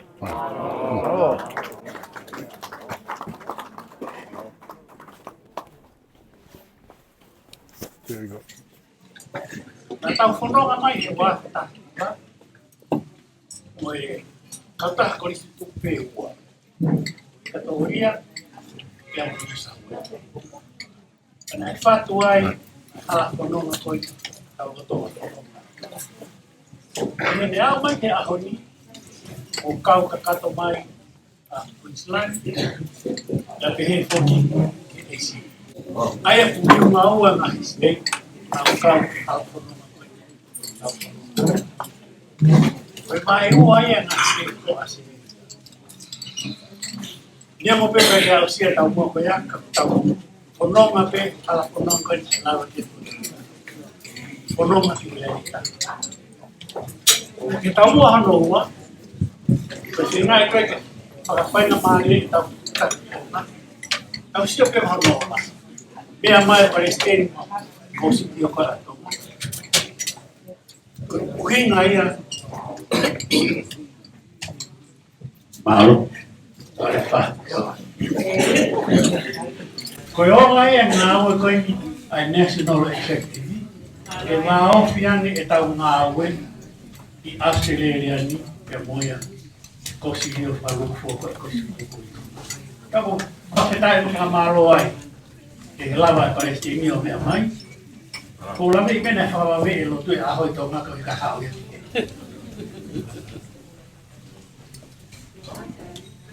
Koe tū koe ke tau whanonga koe ke kaha u.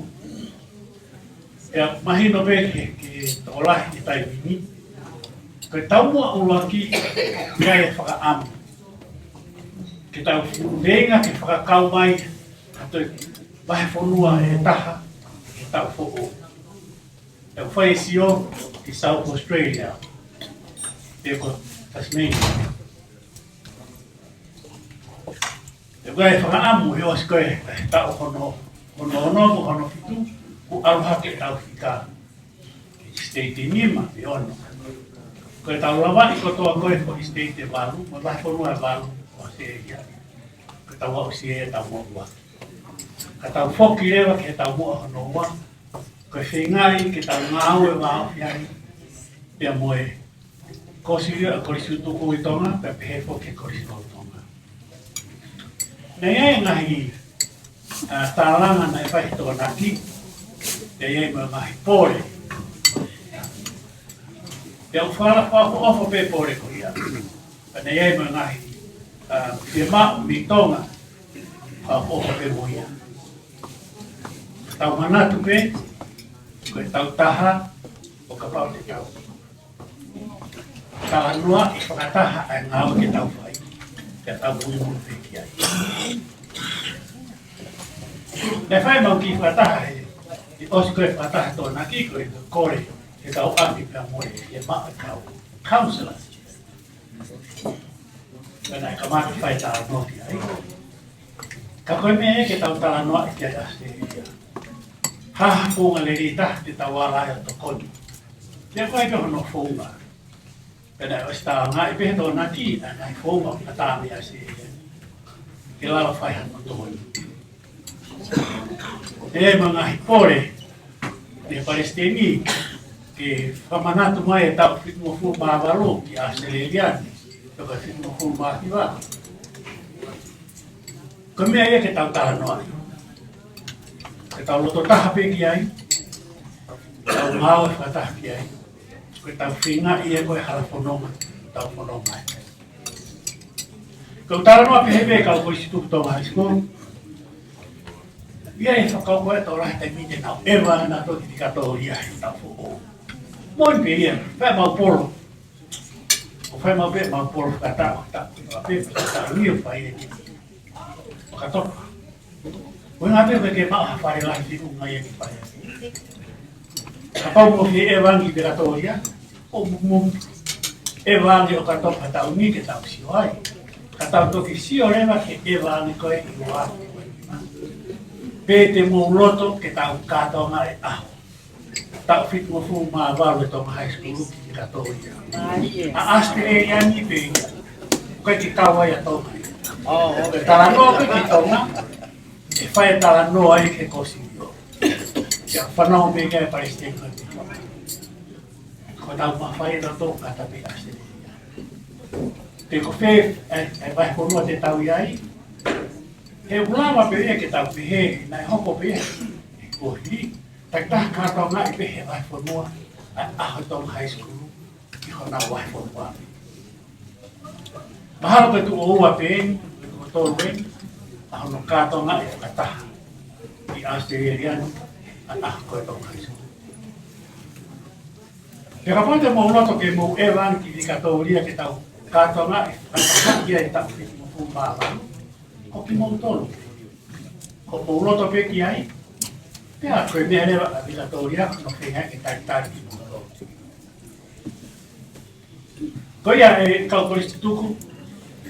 Koe hala whanonga koe tau whanonga ki ai. O ki lolo e hala. Ai koe mea koe mea ke atu ke tā.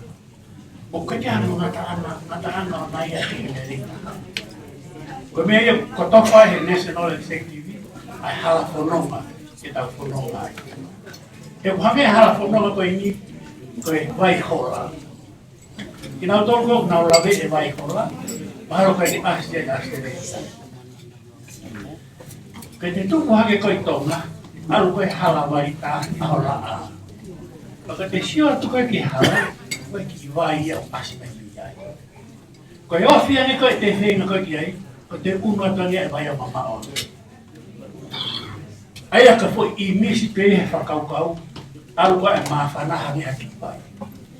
Koe te whenga koe ke au ki ai, koe unu atu ki pai ki ai. Koe hala whanonga, tau whanonga. Koe tāna tuonga koe na ulawe koe ki ai, tau whia ko toa pepe tau lawa e, fui step kono uraki koe kono ua. Kau kei koe ngā step lahi ki tau whenga ki ai. Tau hake pepe mea ka a, o kea ngata anga e ki tau pehe koe te ita hae. Tau whenga pe, e tukunga koe te tau ala whai, ke tau ngāo e whakataha koe kau polisi tuku e Tonga High School, e lawa ke tau pio Moimoi, whai hano toko ni, e korisi koe ki Tonga. Nā e plane ke Palestini, ai mea whenau talaki o koe pe, ai mau kake a Māturia e katoria, e korisi wa o Tonga, o koe ke kau ia koe konga ia o National Program. Ia mau kei whiku tāpei Māturia mo ke tau tōru se tau aku e tohoni whai ki ai. Ka ke tau tala noa I koe ni, e pōre nai tu mahi Palestini, koe haha tau mea te tau alu mai te tau mau mokuru, koe mea e ke tau kamata tala noa I rāne taha. Pea, koe anga mahi ni fōti koe ni, koe te tuku koe mea state ki a state, na kia ki taimi ai. Kui ke mānawa tau pēhane ko ACP, ka whamao ofu. A te teo mai mo state of Aukei. Nea whakapena e sana, kai te kawea tala o ngata pēr ACP ai ahoi. Ka mata tira tō i ai ahoi. Kai ke tera taimea ke te whai atu mānawa. Koe ho mawhetai peke me te kau e te whalaa pēki mi kato ia. Te ke tupaha mau te taimi ke mau ki ia o whaki te teo. Kaka ngā tea koe nei whai ke tau tāwanga. E toki whai mai ke tutaka mi kato ia. Ki te taimi. E taimi no me mi hei maa rasa mai naua mi hei. Toki whahano tala noai. Ko hā o tau tala. Ke tau whanonga koe ki tau i wāhi. Koe a ka whaasipe o wate tā puru ke te mōtoron ko tope, mana koe ke tau maa mai, ka tawang ke kawe e ki o tau whanonga, i tu ko tope o tau whanonga ki ai, mau tō koe te maurere atu ke pōni, to ka pōpōni, ke tau tue whelonga ki te i he merino ma tofa e ki ke kaha. Koe a, malo o pito. Malo. Kuya, mau kade betul apa? Kuya betul ada betul lagi. Kuya nggak sih dia bukan. Kalau kuya remai pe kalau kalau pasok. Biar nak pula bagi orang lain. Fan. Kuya. Bukan pun dah pun biar. Koe kau tai na pikono. Ai no pika ma pete ya de ko, koe pikono mo ia. Tampo que tu po al pia sede. Ai ko ape ko to lai. Pero ai que por esta paire aquí. Koe ore ia.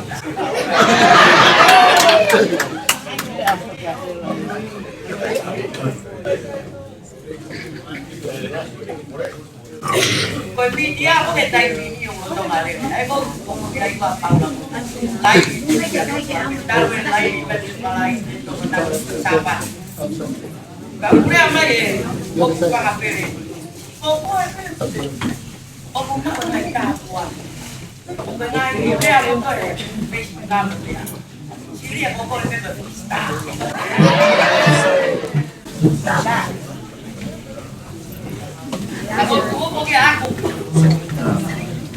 Cuando no vaya ni saber, cuando no hay pues no. Tal vez si la acapulco fue ya. Tonga High, tapo algo ni no ven a nau, ni una ya cae ka ba. A ver tal, ni pega hasta ahí así. Y me because mau pe ka ta no ala vai. Vai me ka ma o. Então que a feedback. Tapi kau vai bi ken pela. Vai ada ba feedback ko te ka vai. Ia tari ko na ken pela. Dan kau ma papa. Ane nai. Vai tahu feedback ko di tari a ken pela. O para na é rápido tirando dia. Ei, não é. Não romanta é. Na é sede. O se para o aí ao quem ver. Very hard amaroan. Mas kau politik pada apa? Pela coisa colomuga. Aí kana bukan tuan nama kana que ada naik kai. Tano mai ki pa mo ma pipen kuan. Ko na mau, ha ko na ile ni keke. Ta ko na ya ko ke pelan. Ko ile ni peta. Ako mana pa ki to ta na rai api. Ta ha pe, ai re na ke.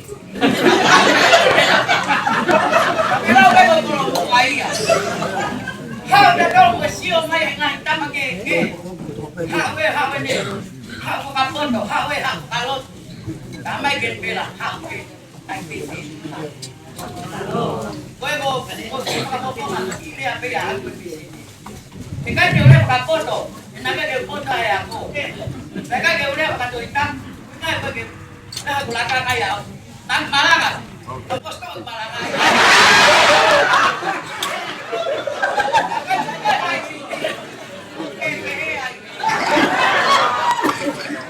Kalau lagi pengen kau ke pancen Tonga. Oto sampai kita. Nanti naik ke gua. Aku wangi ada.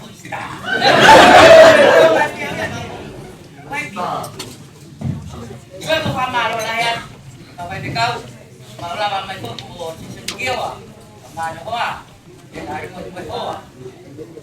Pokoknya dia mau pakai topi, nanti buat pola bayar dia. Pokoknya bukan sama lo lah ya, untuk bimbel. Kalau saya dari dulu, apa pok, di halu yang buat doang, panau. Ini kategori. Obi kategori apa pun nonton dan hal apa tu pun ni pun national pun. Aku pandangan kira aku dah paling tinggi kategori. Aku dah buat ia.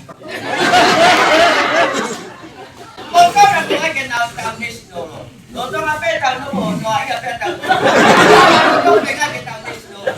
Kau dah tahu mai pun tu kita boleh pakai. Tu kau salah ayah.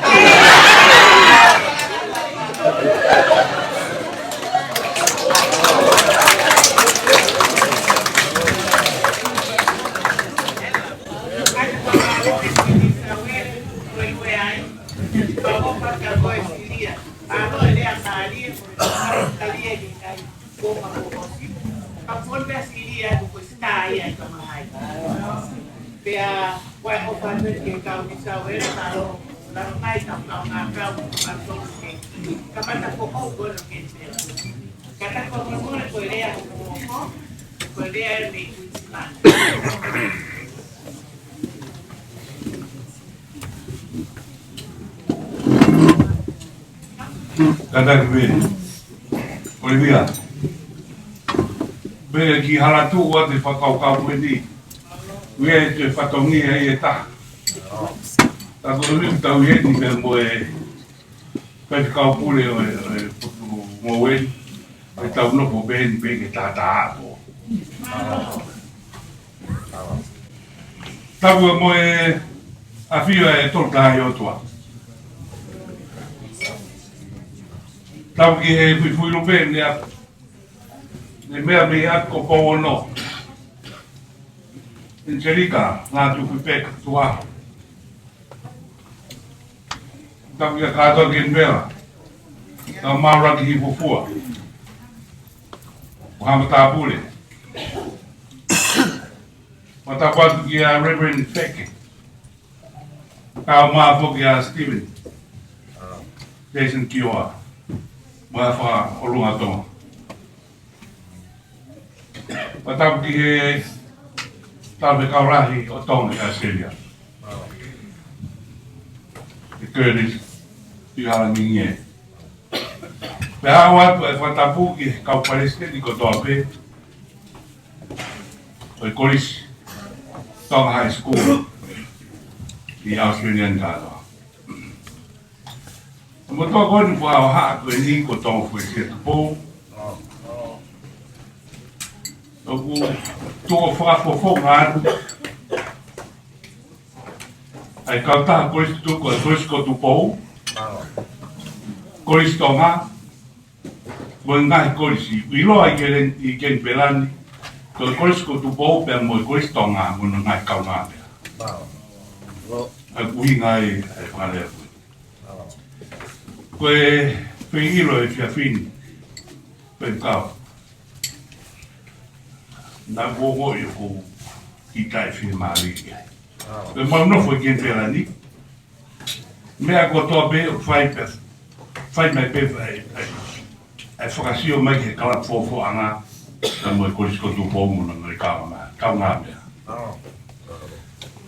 Koe kamata e kātoa mai ahu e ni. Pai ki whakataha e ai korisi Tonga High School. Pai ko ata ngai korisi ke hiki o nau ni ma ke nau nofo me tau. Ko kaila mai ka mai ki me wā kāta no korisi Tonga. Tō mai ka mau tōru ke mau nofo e tau. Pai ko e whiilo e ahoni ki oa. Koe mroto māwhana, koe kaucha koe e maunofo he ni. Koe maunofo koe ni uei hono kaucha mumuno tueti. Ka whai ha mea he ni, upau peke whitai aki kotoa ngai korisi. Ukaki mau pehe ngai steke. Ka koe whakaraka kotoa pe ka matanu e korumpani. Whai atai. Koe kau maro maranga. Ufo maro ati he maranga oe aho koe ni. Ke omi e whakakaukau e reisio ni aho koe ni he maranga ai mahuinga e tau kisipi le ni. Ko ulea koe ni he ko pa e tahana e Tuku'aho Tonga High School upe Tuku'aho toro. Tai mua nau tuku hake ai ko whaahau e mau api me kai tangu.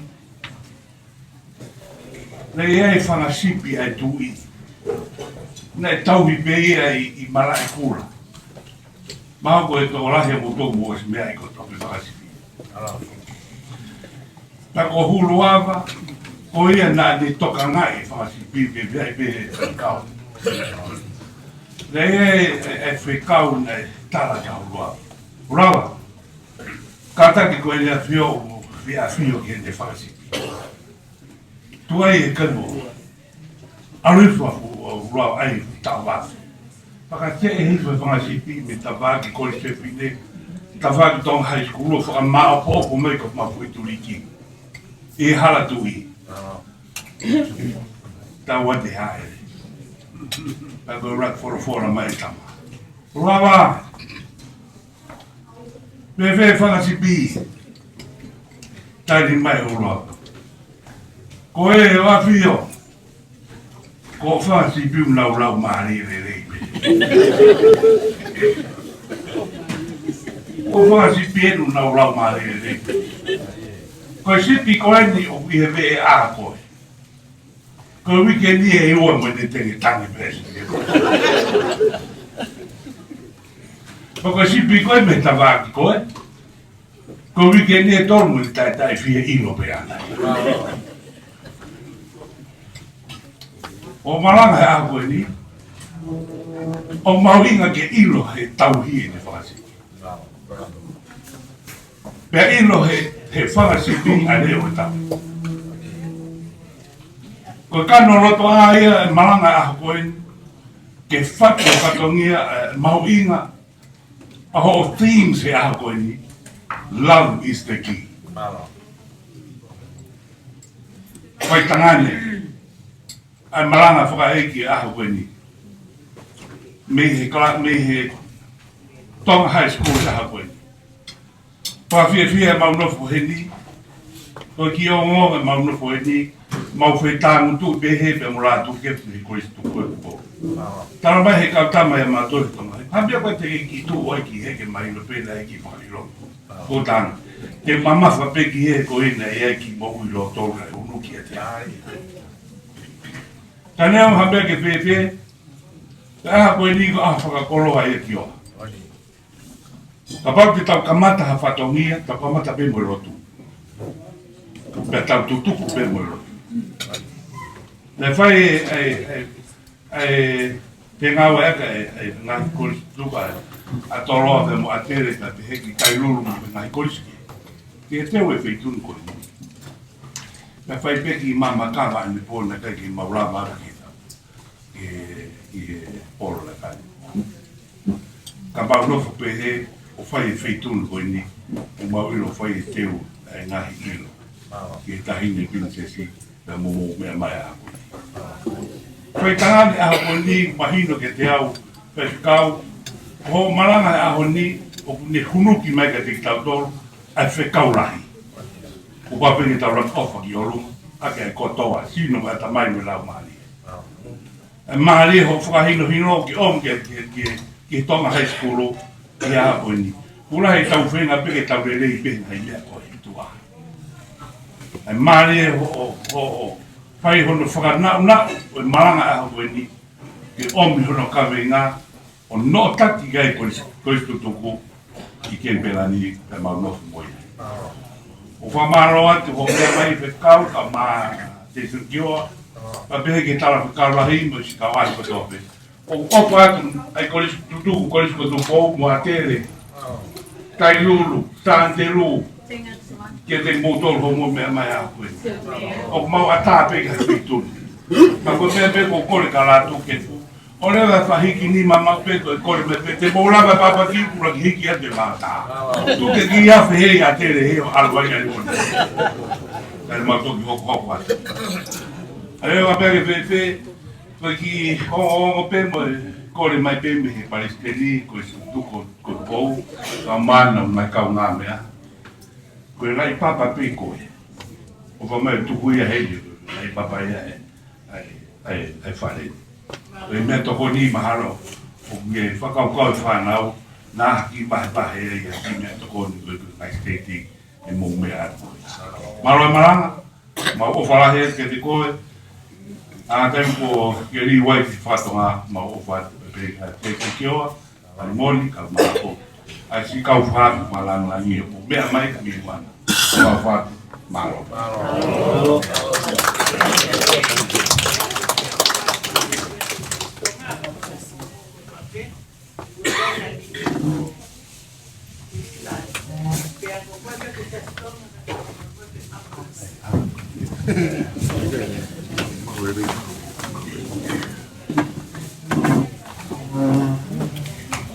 Teu kore Feke whamarumaru atu I he ngahtaru whakatapu ne o swaitua kea. Ka tā kia te au ke tuo tongia I whekau ne whai mai he mautaki he mau Palestini I hona rere ke tuo whapoponga harea me Queensland. Ka kou lau ko monu I he kuto e tu I he malu ai whare na anga ki ai he tau e ua futupu ko hia ka koni koutou I hene a ono kou whiwhia la hea whita ko rea koe ni he kai ke loloa ko rea pe e fia ka moe whakamalo o kou whawhetai he a koe ni e kou ilo e kuakai taka I holo I ngahi rea moe te pile mahu moe teu teu kau fofa koe ngā ue lahi nai whai ki heni. Ka koe mea lelei ko toa pe moe mea lahi, ko pau ke ia e whanki longlongo a, ka moe teu teu ke au ki hea koe ia. Koe kolomu a enu. Ko whiate ki tāno whakatua koe ni. O koutu ko tō tahaman ko tāno ki ai koe tō taha Tonga High ACT. Nā ngō mātua nā e na ki tā hine, tau hongo furu. Oka te teo pe koe ke nā walk he lotu, ka ai mua ange tangata e ki. Ka teo teo atu hamea toko ni, he teo whakawhi I mai ho tau sia seo. Tā manatu heni, he tā ano koe ni, ai tō taha koe, he tohi, ai tāwa kātoanga, pe tāwa atu kātoanga ia, koe kau mau mea, koe kau nima mālohi, koe kau whaifkau, ko nau poa ki mai. Nau mo ua ki nau tolu ki hak, lahe nau koloa ki whai. Ta tau pia mo Tonga High School, tā lāku koe koe kau po tō ia, nau mo ua ki nau tolu. Mau tolu e ni koe, nā I kai ke sai, mau rere osmai ke whai whatungia. Kai ke te ufo ke tā noa, ne alua tānge tangata e ki. Hiu te watu hamea tokoni, he te whakawhi I kātoa mai siasi ke tau kai mea tokoni. Pea mō whakatonga I mau pe, koe ne tala koe a pea mua I ki whare otu. Te ke whai ha te uia. Ka ke tui au pe hea ICT. Koe rere takai koe ke whengai ke maau e mea kotoa. Te lava pe whatungia. Koe nau whoki mai koe ke a pipo maa te whatungia, pea kai mua hake. Ai whine e ki. Ki he ofe whine. Pea ke whai ha tau lotu. Ko tau hongo fulu e ni.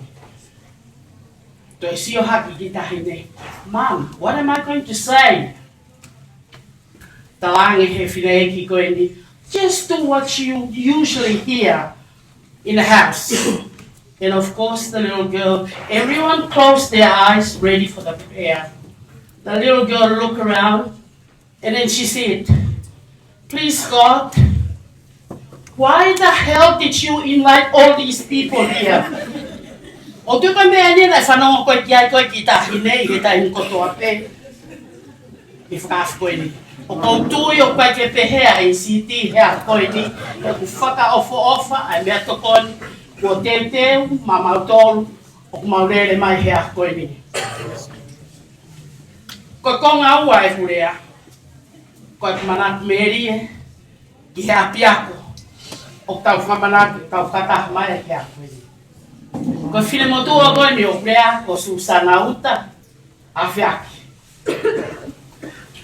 Na kua ke koriskoni na kulawa ki Tonga High School mei wawa tahi wano wha. Na humai mei wawa na matoko ua pe lawa mei wawa o tau kua kua mo bin ma hoarin tātoni. Ha ua koe fōlahi atu whakakaukau kua pe ko whafonga mei wawa. Aho uloa ki pe koe e kuhu ki Tonga High School, ka mata ai pe ku tae lata. He o kurea whakapālangi a pia koia. At home, o kui kai kia harea whakapālangi ai.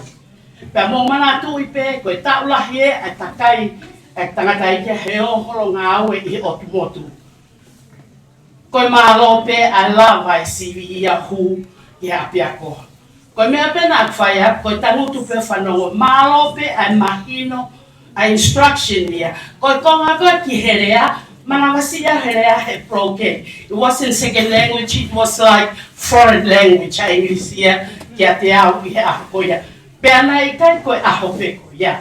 Throughout my whole school life, he koe kuako, na lahena pe taimia na he ua fulu tupu. A hoku tu unga i he kawasi. Pela pehe pe au koe rei tahai, ne toki tupu haki katoa hoku. Whangatehi nā mo whangatunga, mo mau katoa ai, o nau saiange e nau wako a nau tolu. Ka kou tae fihi, he kou alo whiau, koe mea pena kutua whiau ki ai, koe sipoti. Of course, te mo sio mai, kia te au ki taimini, most of you would not believe na aku sipoti, Io kioa, na aku short distance, na aku hurdle, o whakakoeloto o aki aku.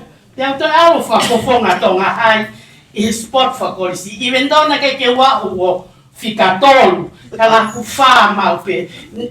Tai moto pe o sio ai ki hoku kaunga, whe au he me ngahi sipoti, me ngahi korisi kehe. O kou ita he sikehe, nei kai peke u mau, haku tuunga i sport whakorisi. At least na aku sai me Tonga High. Ai na ku alpe au ki ai, mea pena ulawa, koi sipoti. Na os me Tonga High School, e tau kahiwa fitu taha. Pea oa mari tapu mo whai whekau, na ne whai tau malanga go he ahu. He na kei ki wamana ki au e hoko ia, ko hatoke tā whai whekau, he ahu ko ini. Whakamore pe ko mon ko soa kai, pea mo toki tā Feke, sai pea Jason ki o aia. Ai tau pe ne scripture union ana me he kamata. Taka kwa kai koe ni, nau tolu koe ni, hala ata ke aho ke whakakaukau te nā wau. Koe ngā ue whakawhai o tua o whaike o ngōwi. Kai ke nā ospe Tonga High School i tahiwa whitaha. Me tahiwa whitu nā toi mga whainga maari ke ufoki a tota o whake i Tonga High School. O au ke kwik mai ki Australian i taha hiwa whitu. Tau e ni mai na mahiki ato ngawe e wa high school pia mohoku worst half o sokai. Makawe, koe toi nga koe ta foki peke o tau apia ko o ta ofi wa ke ai. Nai mahino kia te au, ai anga tūkunga e te hao koe me he background, i kai ke ilo hafo i lefa pālangi. Fe unga pene toku mahinoana o ose a koia. Ka ko manatu ai ki herea a toke tā hafu. Ko rere taha koe hai ki mea si Tonga High School o kuke lava, e piki mau ki ai. Koe hahono si, whai ho rere taha, te whai ho tuku inga tahai. Whao se gurea he whiawhi ni koe wha malo. Na e kai ke te ilo e Tonga High School, hanota hiwa. Ko wafo, pia oho vare, pia me mai, me mate whakawhokwa, e kusio ke whaka ofa ai kiwa, ai nota hono mio I he Tonga High School. Tō kusio haka, tōko lahia, hala tataka Tonga High School. Maromua community, Canberra, se hikai te wofu ai, lai tau peku heni, ai ngā ue whakata, ai community koini. Ai nau tō mai o pōpō waki, ai ngā ue. Tako whakamahaloha kia te koe, whoisia, pe hikai te wofu, I he tā keo te whai. O ke uki mai, ai kau kiwa, na moe tātoa, ko tau koloni, ke toko ni, ai Palestini pe mo Luisa, I ono whai whatonia koe ni. E toi whai ki tāno ai tā. Koe, o tuka tangata I kā pai ni. Me enia he fualoa. Mai hau me hapai, he kuonga ia koe o sio, I he whakatu e lahi ko e koloa, I he shelf I tongata. Pa koe ne hau pe ko sio hake, pa sio hake koe ai, anga foki hapai he kai e foi mori. Sio hake koe e fuefu, koe orange e fuefu. O mix pe Moimoi, pe mau e mori. Pe ma, wow! Toto atu a tongata puia. E lue atu he shelf. Toi sio hakei a ki he o kutu ai. Koe milk. Paula. Tani sio atu pe ki ai. Ho I pe hua kau e fuefu koe ni. Pe mau e hua kau. Toi lue atu koe hani eni. Ta koe koe ki toi whima papuluia. Pe lue atu. Toi sio hakei a he baby powder. Oh, ta koe ia hui pe mai ia, moe pau ta koe ni pe mau e pepe. Kau koni stutuku, moe ka koe ni Canberra. Kuma womi o sia he ngahi hui, ai ACT. Hono hui e pea koe ngau e whakata, moe loto lerei, moe loto lerei. O ko whawhahi atka te ngotolu he ngahi hui ko ia, pea o mai e formula ko ia, e alu pea mo mise mo chasten, pea mo tau whai whekau ni na wo mo ia, o a he pos maui e mautolu I Spain. O te moho hanu toka o smau matau ko ia, koe mau pe, o soa kai ni toka ngā e hui ko ia. O whalahi atka te ngotolu malo au pito e, ai mau mea tokoni malo e, ai toka ngai ki mautolu mo e fu, po ane po e whakawhofa. Te au ku whe unga pe ia, he koe kolomua ni tuawha.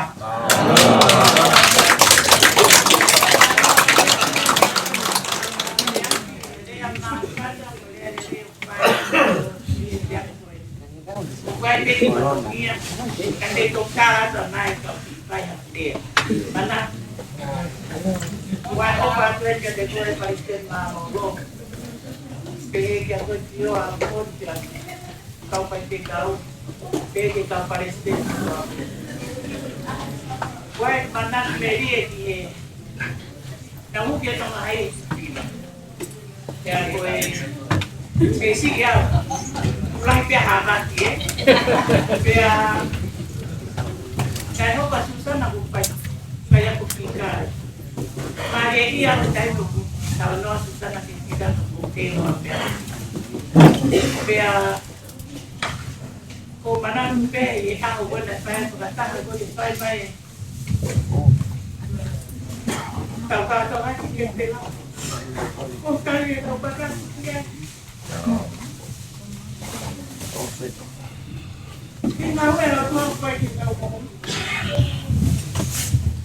Io papà è rotto, come da anche. Poi mamma lo ha preso, poi fare specchio, ma hai tu con il cotone. E tu punga proprio via, e là, e dai là.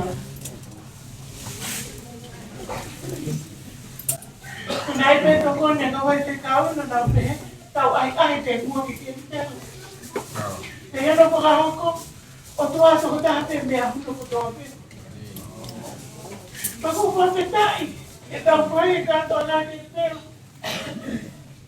cái này nó đi cái này nó cá to Jadi ingat betul aku ikut betul. Kau Okalani tu ini kau tangan ni tenang. Malu muai pengenali ni di bangsa ni aku ni. Feke ngai to kau ni kini. Mau ni bela Susana untuk nak ni menua sih. Kaya ni naik nafsu ni dia pandai. Kita ini kaya kau iman nama yang aku. Mau ibu kan nota sekat. Mau siapa? Lebih mana? Aku ke ilo yang nota. Kau mau mau ni tadi. Kau mau ni. Kaya dia. Kau tanggung bangsa orang toko warga tanpa. Ini dan tanpa. Tapi ulah tu apa nak mak betul dalam mana ni nak datang memang. Okey dia kita Canberra. Kalau mau ni pergi holo yo lah. Kalau dia mau pergi mengatakan kita yo pergi mekies. Kalau dia nak tuan malu. Dia mau pergi kopi tu, lah senyum pergi pergi pergi. Tapi ya. Okey dia tu orang lagi kalau dia kita wa ke kata lah. Dia lo tu kau ni. Kau Okalani ada motor kau, begini mau kata kita, kau motor kau tu mai kau ngani. Kau good exercise ya dia. Kau wangi pe lau kau aki oa. Kau ambil pelere, ambil kita mahai. Mengapa kau ambil kau ambil kita mahai di dalam minato solo. Pihak kau kata ayah dia, kau patong dia, kau puhai ni minato dia. Que mo kononga mo ya halau tok fala ya to kai ko te ki ni sa wele kwai pe mo sa mo ko te mo ta petite ya pe mo ofa ki ku Spain ke kai tu ku eta ma eta ga to ma ke koro pe ki ata ki te ki mo pa mo ko ana mo kononga kwai ko fala ya sen si dia ke te ko stala mo ni pe si dia en sta pe mi to ma hai wa pe no os Feke está bem. Olha se dia vai Okalani te ko ba ma pe alu ala man bukan de to yo yang ka ba na hina la man. Ba Okalani te ke te ko sa ni. Kalau ma ali moni Okalani ka mo to ka to mo to pa ka o de dia ta mo te a. Mo to pe ko ai ko fa.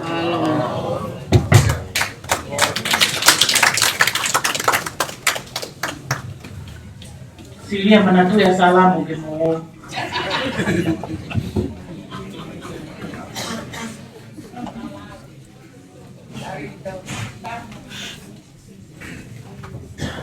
Ya, boleh boleh. Bawa. Bawa pada itu aku sih kita tahu kita.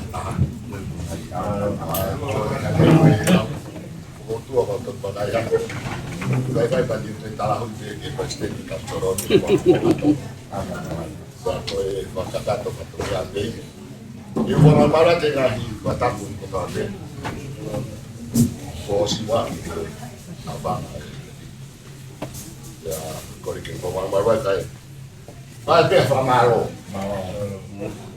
Bapong ada pasti ni kan solo. Maltona malala manito. Ingon mutuan kosion hawa bongiwo.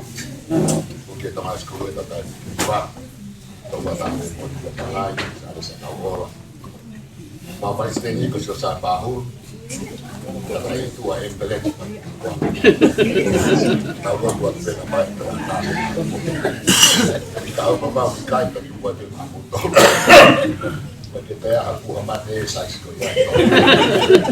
Bakal ako wabalayat ini buat betul atau wafat itu baik sebelumnya kita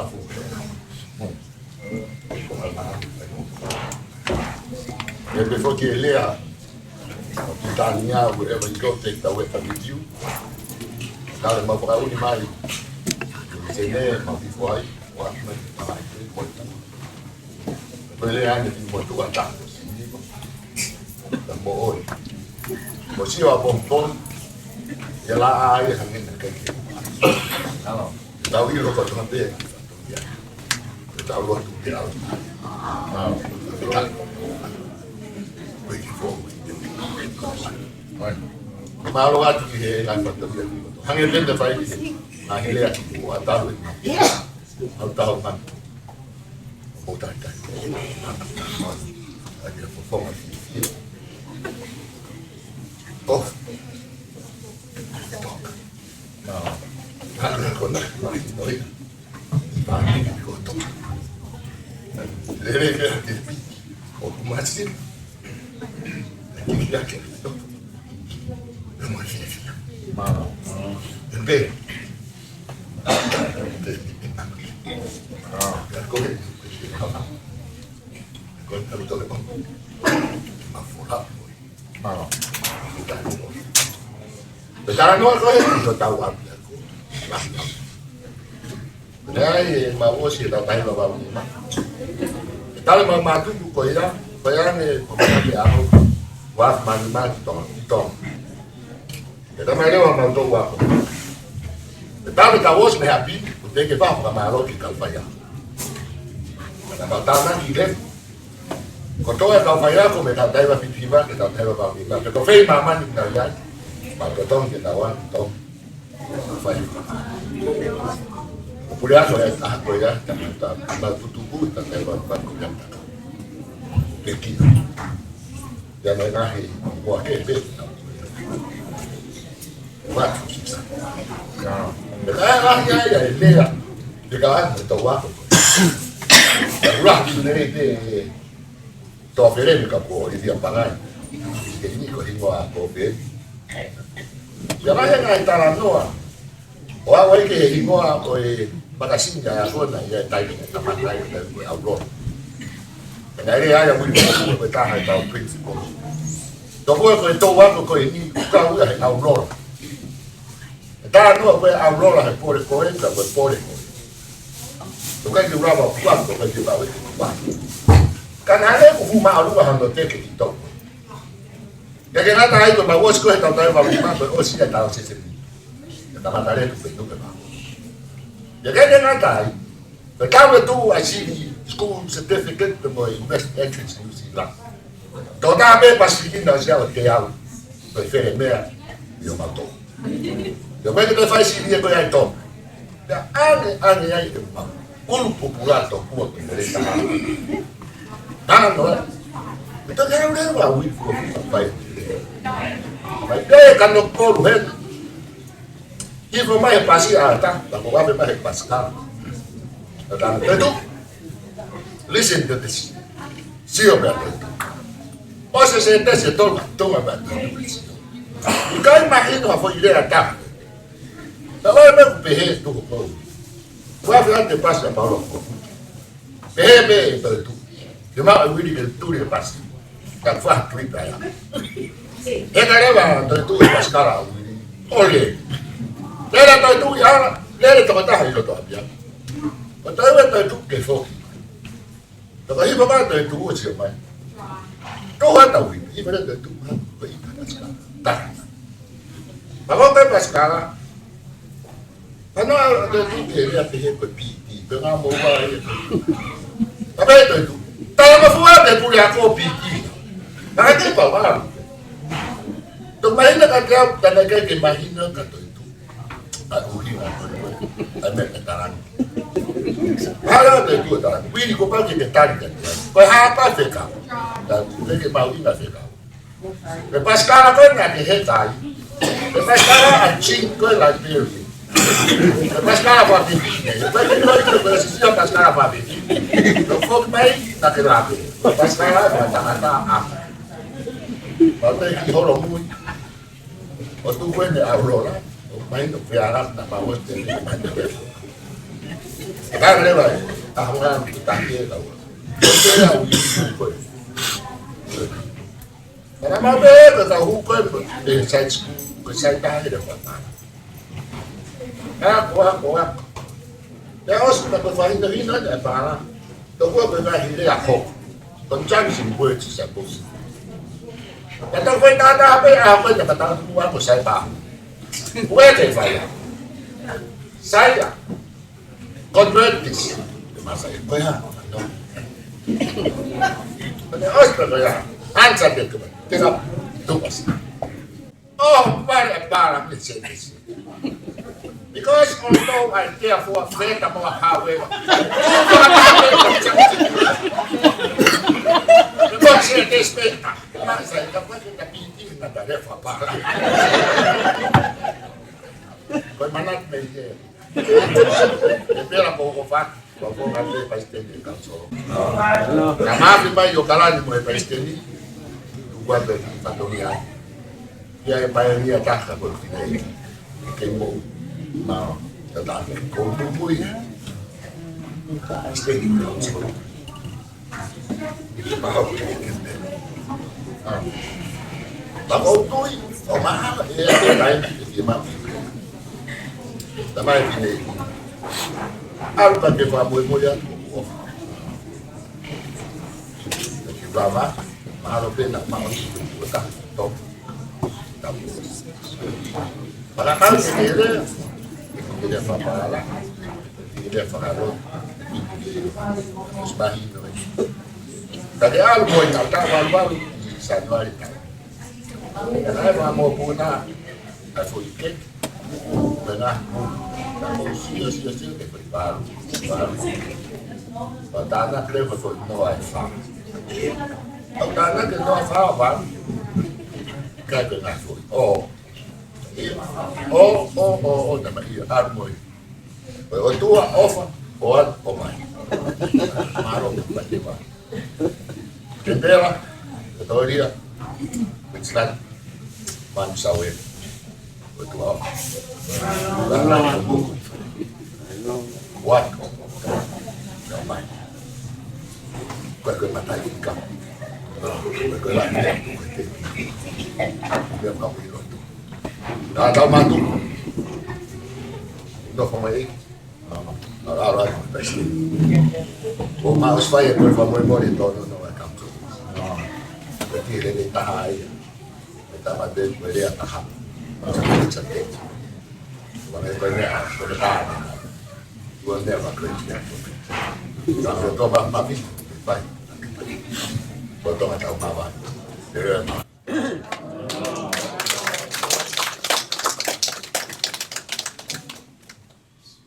Pagalo ako siguro sunyapan yun ay siya papa kaya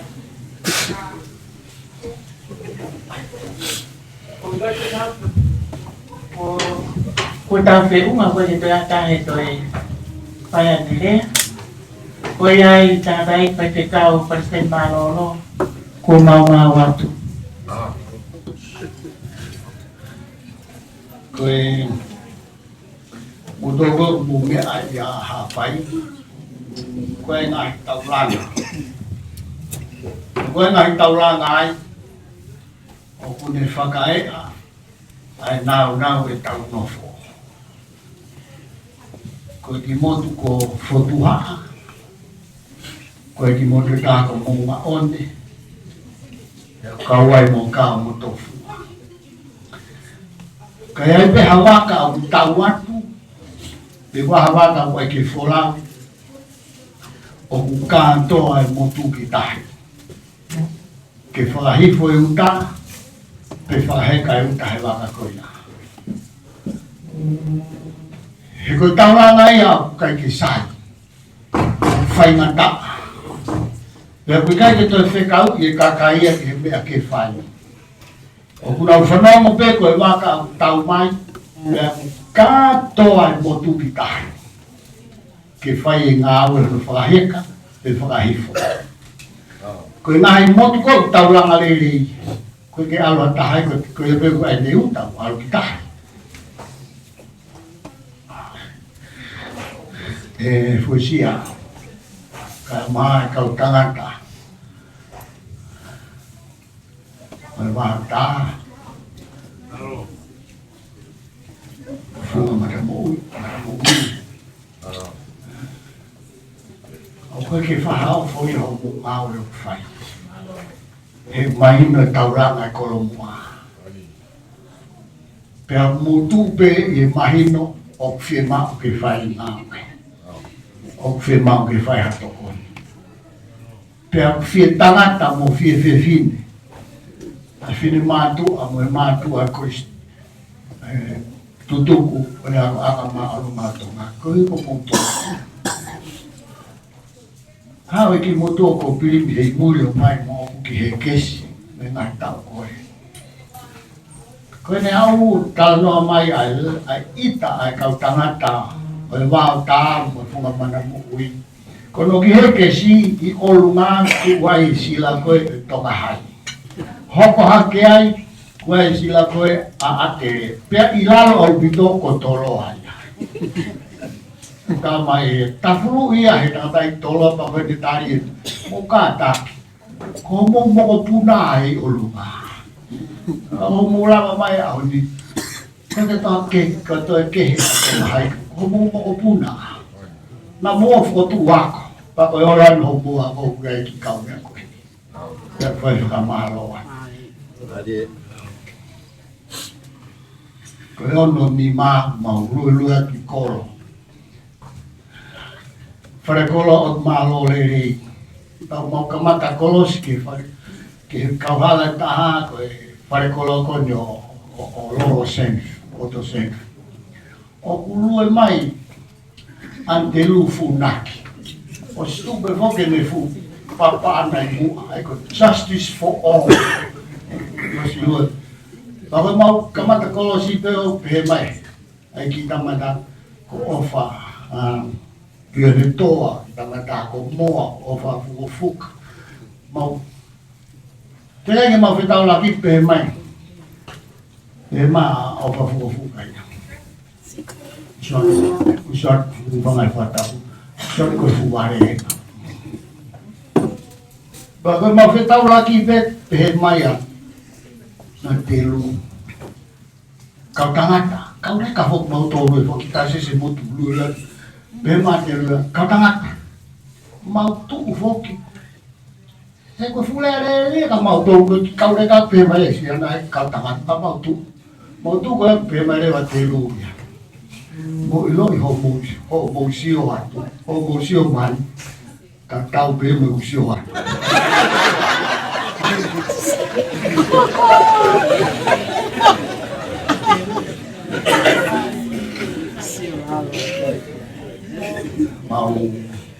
Mau husi atu tai. Mau kaya ko pure a lepa. Pea kita lahi kau tai ko tinta vea. Ko fa foka sa atu tai. Ma ke atu te hono ngai te pi waka ofa lah. Kai e mau kai whaka te foki. Osi ko apa pe mai rewai. Awe ngahi rea pa ko whaka osi ko. Te vita vea na mai reo te vita. Ko osi ko e tau kai whaka fe. E te tau tutuku atu.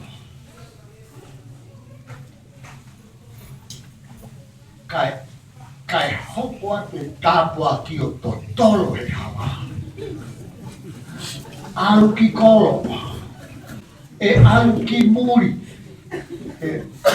Alu e tāpua ki o kumi na e hau. Ai kakai na nau o mai e mea kai ke tau ngati pe. Kia tau nofo pe hen kau sia tau tai. Ha malo mo fotutu e te pire ke ia hapuki pe tāpua. E tāpua ki koe no kātoa me koe. Alo kume kakai koe tāpua. Poesia. Dios mea i pe koe. Koe non koe ni pa mau novo mo ta koe stutu. Kai alu tāpua ki.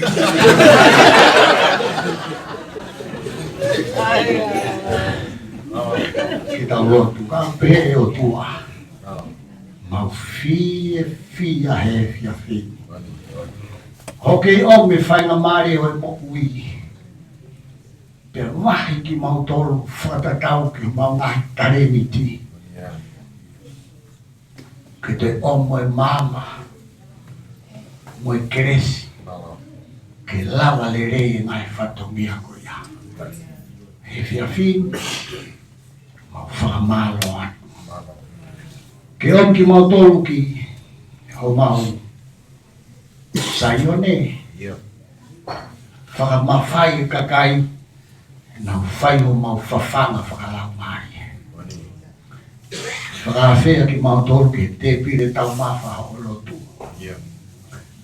ke whakalotoa mo whakanau i kakai ke whai ho mau whawhanga whakamate e ko toko ho mau inasi o hane koe mo aki lotu ho koe malohi koe ngai whatongiani ka mo mau lotu koe hiko ki nau tonu na e ongosia fuesia si nau ngai whaami mau ngai korisi tau kete